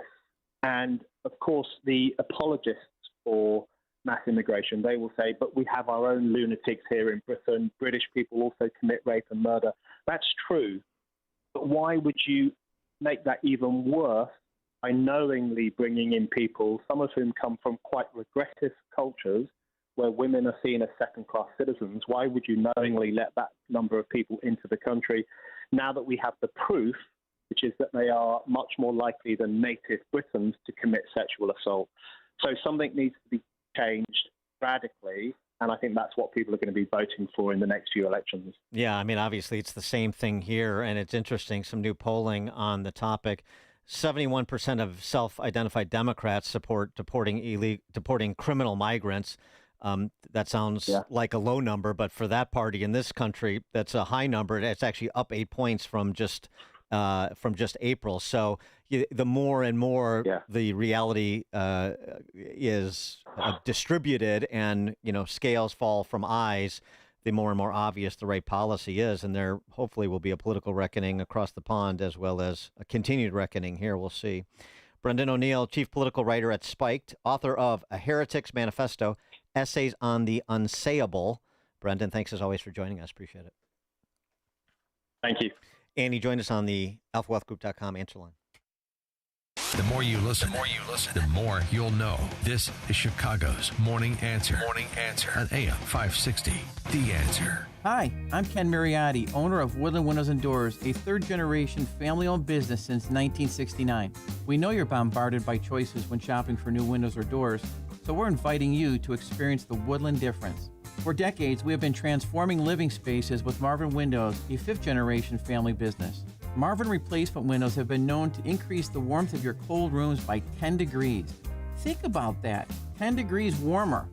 When you welcome Woodland into your home, you will get a product expert to transform your living spaces, full-time, dedicated professional installers that you can trust in your home, along with the best products like Marvin. These are the reasons we're proud of our 5-star reviews and family legacy. No gimmicks, no pressure, and upfront pricing are why Woodland Windows and Doors is your trusted window and door expert in Chicagoland. Visit woodlandwindows.com to book your free in-home expert consultation. That's woodlandwindows.com, or stop by our showroom at the corner of Lake and Geary in Roselle. Hey, it's Jeff from Jeff Buys Your House. When people call us, they're not just selling a house. They're usually dealing with something bigger, a major life change, a family transition, or an overwhelming situation. We recently helped a family in Aurora. Mom needed memory care, and her kids were trying to coordinate everything from out of town. The house was full of 40 years of belongings, and they were completely overwhelmed. They told us they didn't have the time or energy for repairs and a major cleanout. We bought the house as is and gave them the time they needed to take what mattered. Family photos, heirlooms, whatever they wanted. And we handled the rest. After closing, they sent us a note. You gave us time to grieve, not just sell a house. Since 2007, our veteran-led team has helped hundreds of Chicagoland families through difficult transitions with no pressure and no gimmicks. If you're ready for a no-obligation conversation, call us at 630-895-9530. That's 630-895-9530 or jeffbuysyourhouse.com. That's jeffbuysyourhouse.com. In the military, the mission was clear. You knew what to do. Now, the mission has changed. Stepping into civilian life isn't about finding a job. It's finding your purpose. I wanted a career that would leverage the skills and discipline I gained in the military. IT just felt right. My Computer Career offers class schedules that fit into your life and skills in high demand. Put your VA benefits to work. Visit mycomputercareer.edu/CWP to jumpstart your IT career today. An Elite CompTIA certification partner. Financial aid is available to those who qualify, including VA benefits. When you're vacationing in your RV, there are some things you can always count on. Taking the kayaks out on the lake, hot dogs on the grill, and your sister's boyfriend pulling out his acoustic guitar. Everyone quiet! Harrison's playing. Wow, you're so good, Harrison. With Progressive, your RV is protected 24/7, so you're prepared for whatever you don't see coming. Progressive Casualty Insurance Company and affiliates, not available in D.C. Signature Bank is Chicago's fastest growing independently owned business bank, a bank where relationships still matter. Signature Bank knows your name and your story. I'm Dan Proft, and I know this because Signature Bank is my business bank. Hi, I'm Tony Patrick, CEO of Total Wall and a client of Signature Bank. We produce high-performance materials used in exterior insulating finish systems and other stucco applications. Every growing business needs a strong team behind it. Over the years, Signature Bank has been more than a financial partner. They've shared their knowledge, offered guidance, and connected us with trusted professionals who help strengthen our business. They're a valuable extension of our team and a true partner. That's why I value my relationship with Signature Bank. Signature Bank helps local businesses succeed. Want to learn how Signature Bank can help turn your business vision into reality? Call Signature Bank at 773-467-5600 or visit signaturebank.bank. Member FDIC, Equal Housing Lender. Do you owe $10,000 or more to the IRS like Mark? I've been doing home remodeling for 30 plus years, but the economy crashed. I wound up losing my home, losing my job, and on top of that, owing the IRS a ton of money. I owed the IRS $114,000. It really, truly was the worst part of my life. Then Mark found tax relief advocates. On news radio, I heard about TRA, and I thought, what's the worst that could happen? So I picked up the phone and I called them. When it was all said and done, TRA settled my $114,000 debt for $100, and I'm telling you, I was ecstatic, could not believe it. Would recommend TRA to anyone. If you owe 10 or even hundreds of thousands of dollars to the IRS, don't lose hope. Do what Mark did and call TRA for a consultation. But TRA did, they gave me a second chance, and I'm forever grateful. Visit TRA.com or call 800-575-8924. 800-575-8924. That's 800-575-8924. AM 560, The Answer.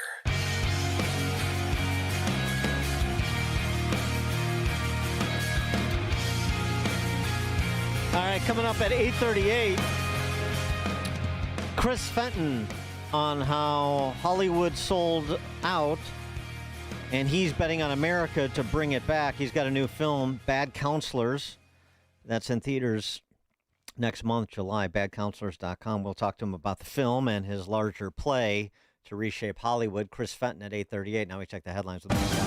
31, 61 degrees and sunshine in the QC Kinetics newsroom.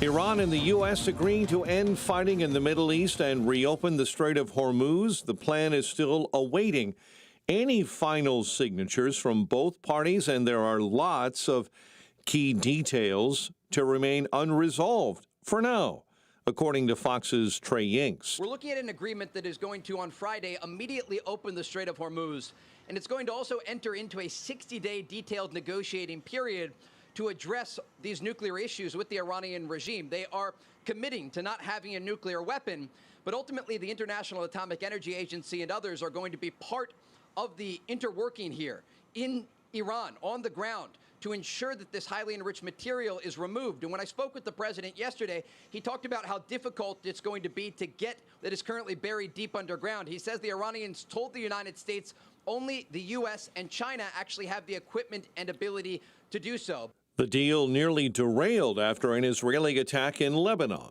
President Trump will be in France today ahead of the G7 summit. He'll hold talks on the side with French President Emmanuel Macron.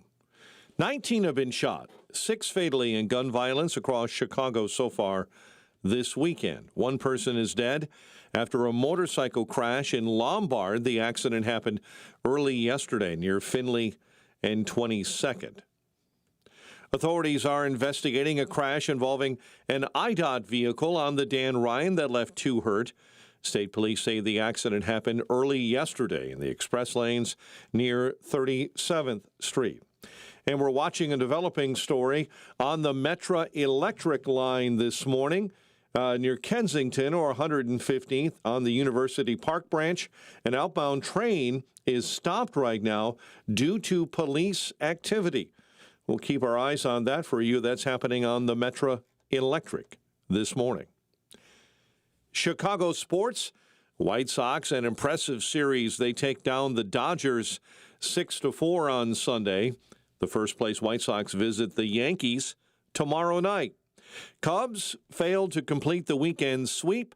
Giants with a Sunday win, 5-1 at Oracle Park. Northsiders begin a 6-game homestand against Colorado tonight. Men's College World Series continues in Omaha. Troy eliminates Ole Miss, while North Carolina beat West Virginia. The news, a service of Salem Surround, a local digital marketing agency providing high-performing digital solutions.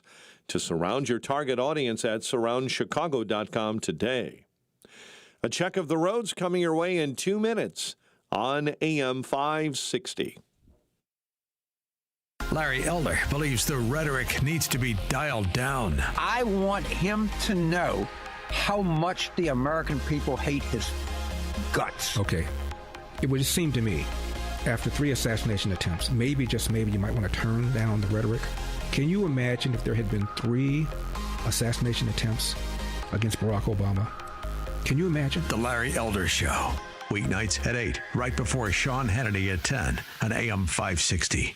The Answer. Hey, if you're living with joint pain, listen up. Is your life filled with I can't raise my arms, I can't climb stairs, I can't kneel down, I can't take a long walk or golf with the guys? Well, today's a new day. Take action. A day to celebrate what you can do. And that's exactly what QC Kinetics patients are doing. Back to enjoying their lives again thanks to the innovative treatments offered at QC Kinetics. I've seen the results and personally recommend Dr. Caravelli and her team. So many of you have been through their life-changing regenerative treatments done right in the office. No missing work, no surgery, no long recovery. The inflammation calms down. I want you to schedule a free consultation. You don't have to live a life of I can't. Have a conversation with my friends at QC Kinetics and tell them I sent you when you do. Their treatments are natural, so don't watch summer pass you by again. Take action today. Schedule an appointment right now. Consultations are free. Call 312-827-6261. Again, that number, 312-827-6261. Call QC Kinetics to be pain-free this summer at 312-827-6261. Do you owe $10,000 or more in credit card debt or personal loans? With credit card debt at all-time highs, Debt Relief Advocates is urgently notifying consumers of debt relief now being made available, designed to aid consumers with out-of-control credit card debt. Those who qualify and enroll for this relief program will only have to pay back a fraction of what they owe. This is not bankruptcy or a debt consolidation loan. This is a relief program that credit card companies would rather you not know about, as it ends your debt nightmare and saves you lots of money. Consumers owing at least $10,000 in credit card debt or personal loans can now take advantage of this debt relief as the cost of living skyrockets. Debt Relief Advocates has established a relief hotline for you to call to learn what debt reduction you may qualify for, so don't wait. For this free information, call the Relief Hotline at 800-522-2174. 800-522-2174. 800-522-2174. This hourly segment is brought to you by Goldilocks, offering smart security systems to homes and businesses. Call Goldilocks at 708-889-5600. 8:37. Let's get an update on the roads. Team Hochberg Traffic Center time, Maryville, Indiana, where storm damage cleanup continues.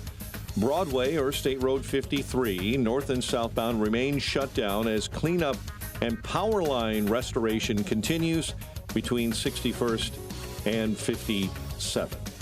Stop and go traffic on 8094 between the Illinois-Indiana state line and the Bishop Ford this morning. Accident right shoulder on the Tri-State northbound right at Irving Park. And delays right now and slow traffic due to an earlier accident on the Stevenson inbound between Central and Kedzie. Traffic, a service of Capital One. Earn unlimited double miles on every purchase with Capital One Venture X Business Card. Big purchasing power means you can spend more and earn more. The Capital One Venture X Business Card. What's in your wallet?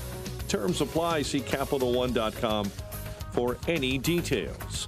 Chicago's Morning Answer continues next. Now a check of your forecast in the Air Right Heating and Cooling Weather Center. A sunny, pleasant day ahead, high 75. Clear and 58 overnight. Tomorrow, cloudy, breezy with a couple of showers. Now, from the Signature Bank Studios. If you're looking for the latest news, insight into what it means, and the sharpest opinion, there's only one station in Chicago where you can turn, and it's this one. We're AM 560, The Answer. Top of the morning, Dan Proft here. Spencer Pratt, even though he's not in the runoff, it doesn't mean that it can't still be somewhat of a Pratt summer in L.A. He released another video. Of course he did. Another video talking about what Phase 3 looks like. You're not done with Spencer Pratt quite yet.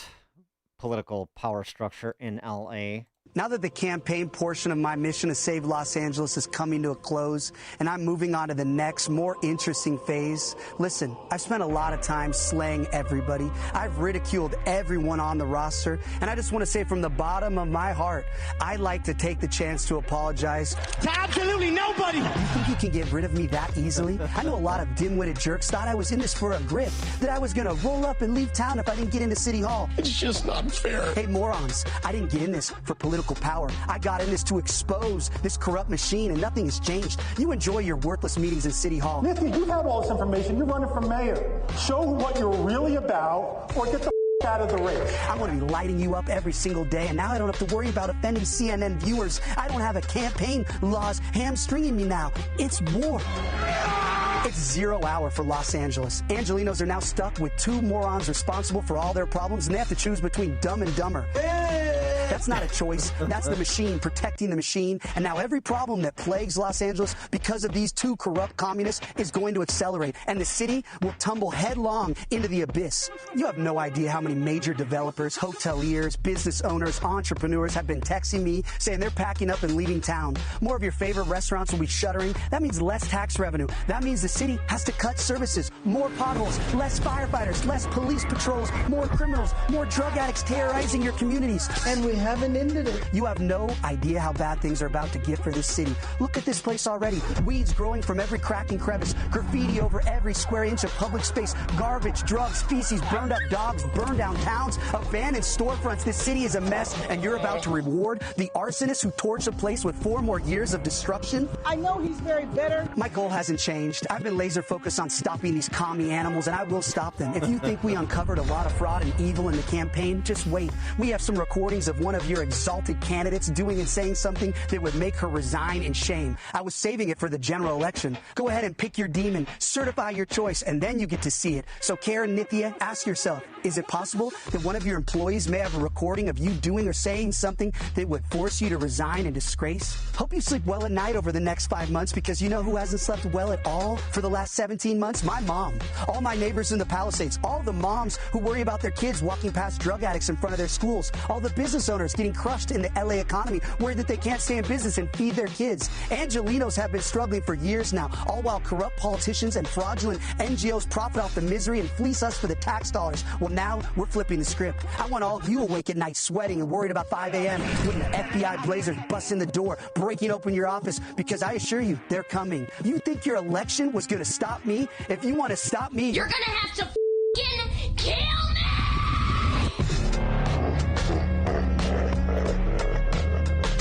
I like the use of Ruthie from Ozark on the F. You're going to have to effing kill me. Very nice choice by the editors there. I can't wait to see what Spencer Pratt has on whoever he has it. That obviously is going to require a prove up. But very interesting. Very interesting that the battle will push on. And by the way, just in terms of that election, I mean, the receipts continue to flow in. Bill Asaley said, the first assistant U.S. attorney for L.A. County, expect voter fraud indictments in the next month or two. Yeah. I mean, how many citizen journalist videos do we need from Skid Row of people saying they pay me this to do this? They come here 5 times a year. I mean, there's all sorts of testimony. Now, these don't necessarily make the greatest witnesses in court, but if you can prove up, which I assume they're busily investigating to see if they can. And somebody who does make a pretty good witness is Chamath Palihapitiya on the All In podcast, one of these tech sorcerers. He had this to say about this, the surge that put Spencer Pratt out of the runoff. That very curious surge where the increment all accrued to Nithya Raman to push her past Pratt. For mathematical and statistical literacy. And what happened here is mathematically and statistically so nobody has any impossible. Steel man or concept of how this could have happened. I can tell you the statistical odds that this would have happened, and it's 1 in a trillion. Okay. What so if... are you telling me the 1 in a trillion shot hit? I'm asking if there is any... I'm not. Just this one time? I'm not. Another maverick out L.A. way, Chris Fenton, longtime media executive, producer, USC professor, and author of Feeding the Dragon, Inside the $1 Trillion Dilemma Facing Hollywood, the NBA, and American Business. He is betting on America to bring Hollywood back. And he's got a new film, Bad Counselors, which is in theaters July 22nd to the 27th. July 22nd to the 27th. The film is Bad Counselors. badcounselors.com for more information about the film, but we're about to get more information on it right now. Chris Fenton joins us. Chris, thanks for being with us. Appreciate it. Hey, it's great to be back. I was just all excited to talk about it's just some fun, a fun movie coming to the Chicago area in July, but now you got me all worked up thinking about all the issues we have out here in Los Angeles. Well, yeah, I wanted context from a filmmaker. I mean, it was interesting to see some of the people that chose to make their opinions known about what was happening in L.A., including Hollywood types like the creator of Entourage, who, basically said, look, I'm not a Trump guy, sort of almost living up to the parody of one of Spencer Pratt's ads. But what's going on in L.A. is exactly what Spencer Pratt is saying, and which is why you have him providing form to this revolt.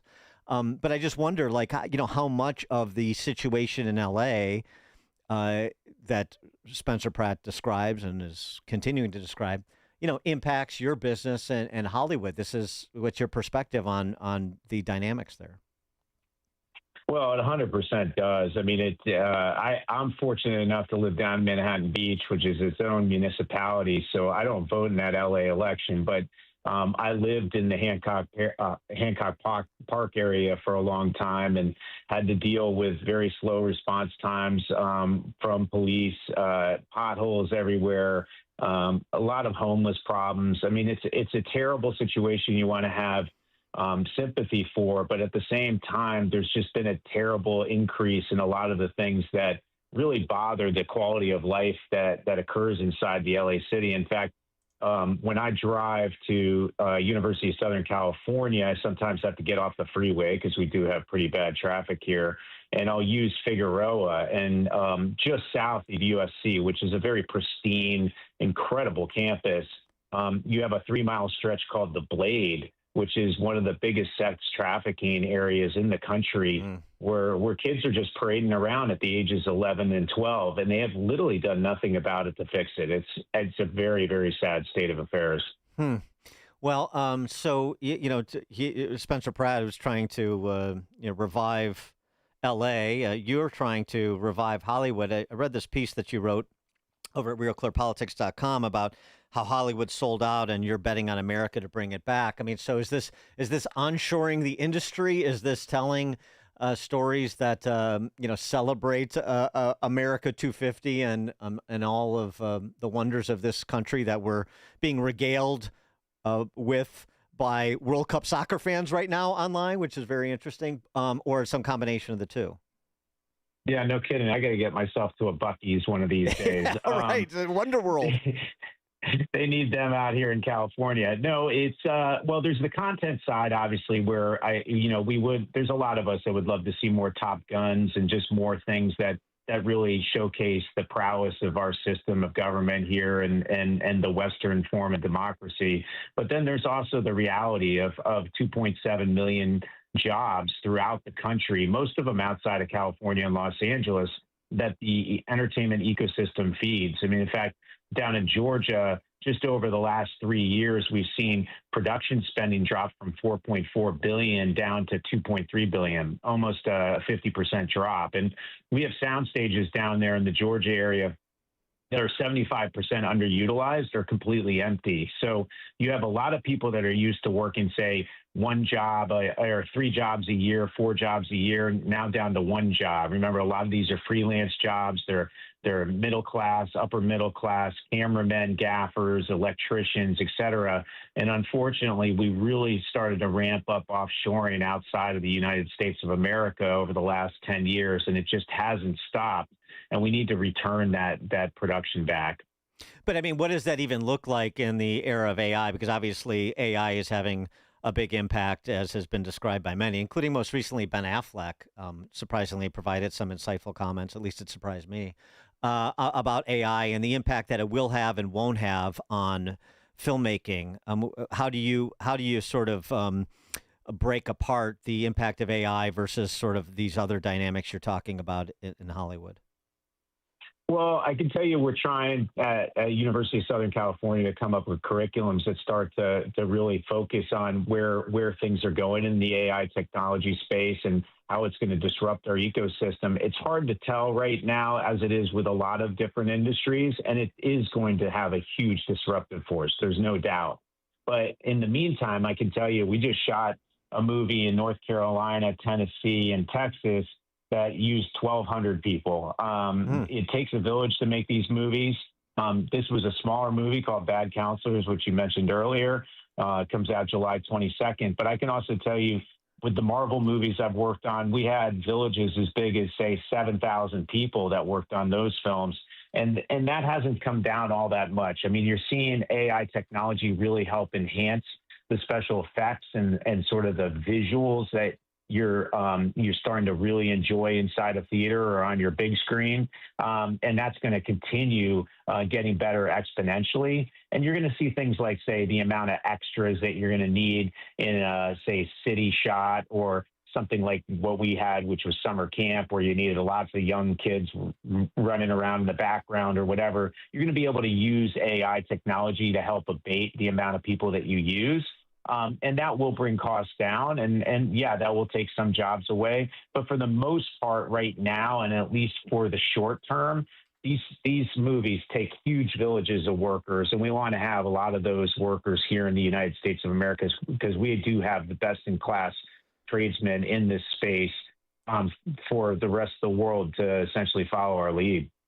So tell us about Bad Counselors, in terms of the plot.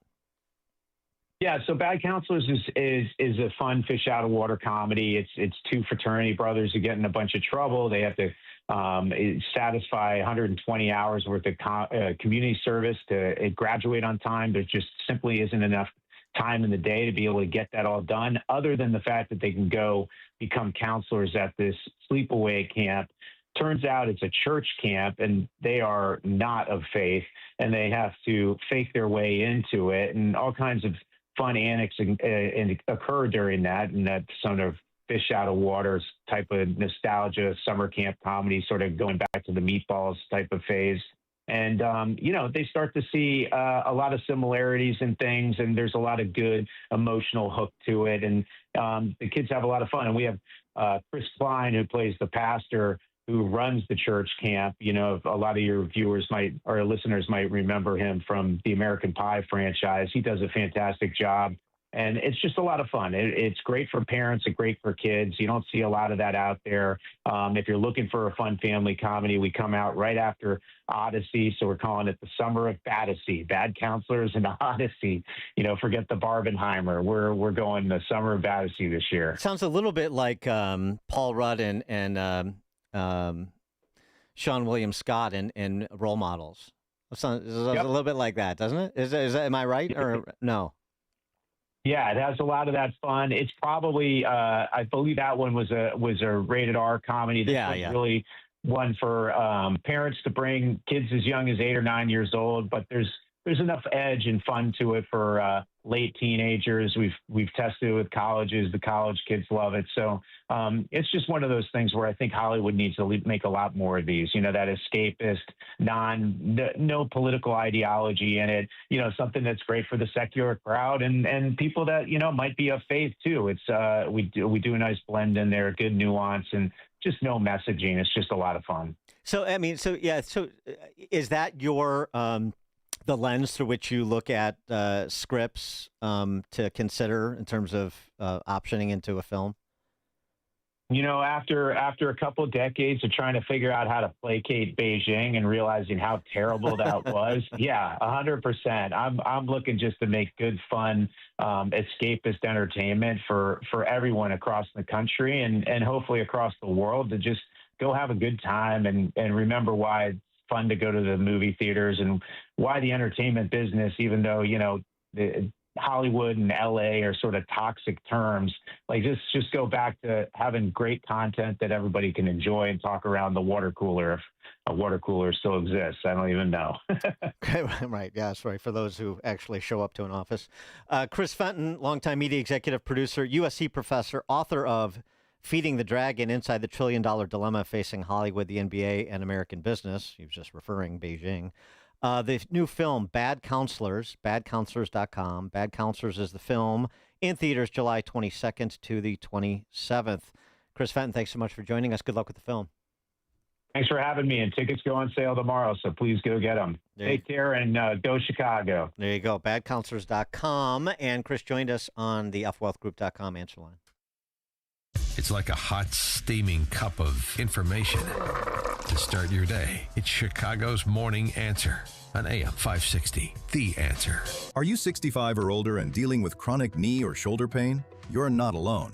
At the Joint Relief Institute, we've helped thousands find real relief without surgery. Our non-surgical, FDA-approved treatment uses hyaluronic gel that acts like a cushion between the bones in your knee. As we age, the cushion naturally wears down, causing painful grinding and popping. But our gel restores that cushion, allowing your knee to move smoothly again. Ready to stop the pain and get back to doing what you love? Call the Joint Relief Institute at 708-315-6800. Again, that's 708-315-6800. Move better, live better with with JRI. Move better and live better with JRI. Contact the Joint Relief Institute today and get back to doing what you love. Call 708-315-6800 or visit jointreliefinstitute.com. Locations in Glenview, Oakbrook, and Orland Park. Call 708-315-6800. Medicare and most private insurance plans accepted. Reclaim your mobility with the Joint Relief Institute. Everywhere you turn, it's plus, plus, plus. Retail chains, streamers, even our phones come with plus. And to think it all started with Hassellus Mattress, because nobody has more plus than us. Right now at Hassellus, get a Queen Beauty Sleep by Beautyrest Elm Cove A mattress. Others sell it for $1,459, but Hassellus has it for just $794. Plus, through Monday, you'll also get a free adjustable base. Plus, a huge selection of Beautyrest, Sealy Posturepedic, and other big name brands. Plus, free financing. Plus, free next day delivery and setup. Plus, free haul away and disposal of your old mattress. Plus, employee-free showrooms. Get all this plus a whole lot more when you shop at Hassellus Mattress. Woo! All these pluses have me feeling nonplussed. Save big on Sealy Posturepedic, Beautyrest, and more every day from 9 to 9. Find an employee-free showroom near you or shop online at Hassellus.com. With so much financial uncertainty, are you wondering if your retirement savings will last? The market ups and downs can keep you guessing, especially if you're approaching retirement or considering it. Hi, I'm Edward Jones financial advisor Nolan Webster. If you have more questions than answers about what's next, let's work together to help ensure you're prepared for your journey. After all, retirement isn't the end of the trek, it's the new beginning. Stop by our office in Palatine or call 224-801-6107. That's 224-801-6107. Edward Jones, member SIPC. Your kitchen's outdated. Your bathroom feels cramped. Every day you wait, prices go up. And you keep living in a space that doesn't work. At Forever Remodeling, one team handles everything. Design, planning, and installation, start to finish. We show you your new space in 3D before we ever break ground. No surprises. With flexible financing options, the home you want is closer than you think. Visit foreverremodeling.com. That's the number 4, everremodeling.com to schedule your personalized in-home design consultation. AM 560, The Answer. This was fun. Texas Representative Brandon Gill speaking at an event and recounting his first interaction with that delightful creature and colleague, Representative Ilhan Omar. To do. But you know, whenever you come in as a freshman congressman, you get to meet a lot of new friends in Washington. And one of the friends that I got to meet is somebody who I serve on the House Budget Committee with. Somebody by the name of Ilhan Omar. And the other day, it was a couple months ago, whenever I first got to talk to her, and she came up to me after we'd passed a bill out of the Budget Committee for reconciliation for President Trump's tax cuts, which have been incredible for this country. And she was a little angry at me. I guess I tweeted something along the lines of America would be better off if Ilhan Omar were deported. Do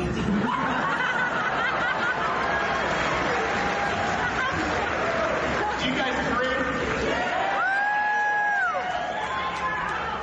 And she didn't like that. She comes up to me and she starts yelling at me. And she's saying all kinds of vulgar things, words that I will not repeat here. All kinds of curse words. It's a true story, and I was just standing there, just kind of taking it all in, and all I could think of was, man, do you kiss your brother with that mouth?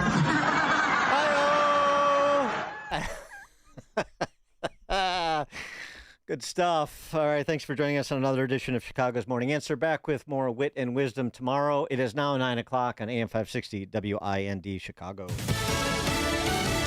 A stock market surge. I'm Dave Anthony, Fox News, lifting the Dow to a new all-time high as it rises more than 600 points as the price of oil drops more than 5%, reacting to the deal between the U.S. and Iran.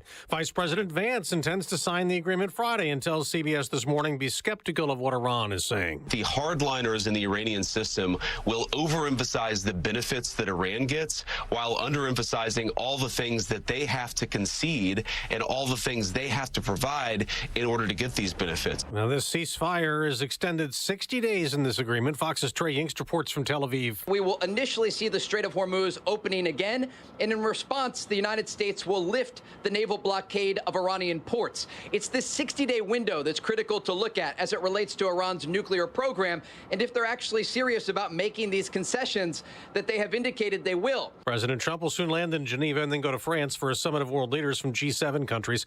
They have congratulated him on the Iran deal in advance. It was last G7 summit in Canada when the president left early. He left a day early amid tensions between Iran and Israel. And then he faced major pushback from the G7 leaders who have never supported strikes on Iran in this Iran conflict. They've been very frustrated with the closing of the strait, the rise in energy prices. So all of this now as the president arrives here. Fox's Aisha Hasni in Geneva. Another topic at the G7, the war in Ukraine after another Russian bombardment left at least 11 people dead overnight. Ukraine's Air Force reports 70 missiles and more than 600 drones were launched by Russia.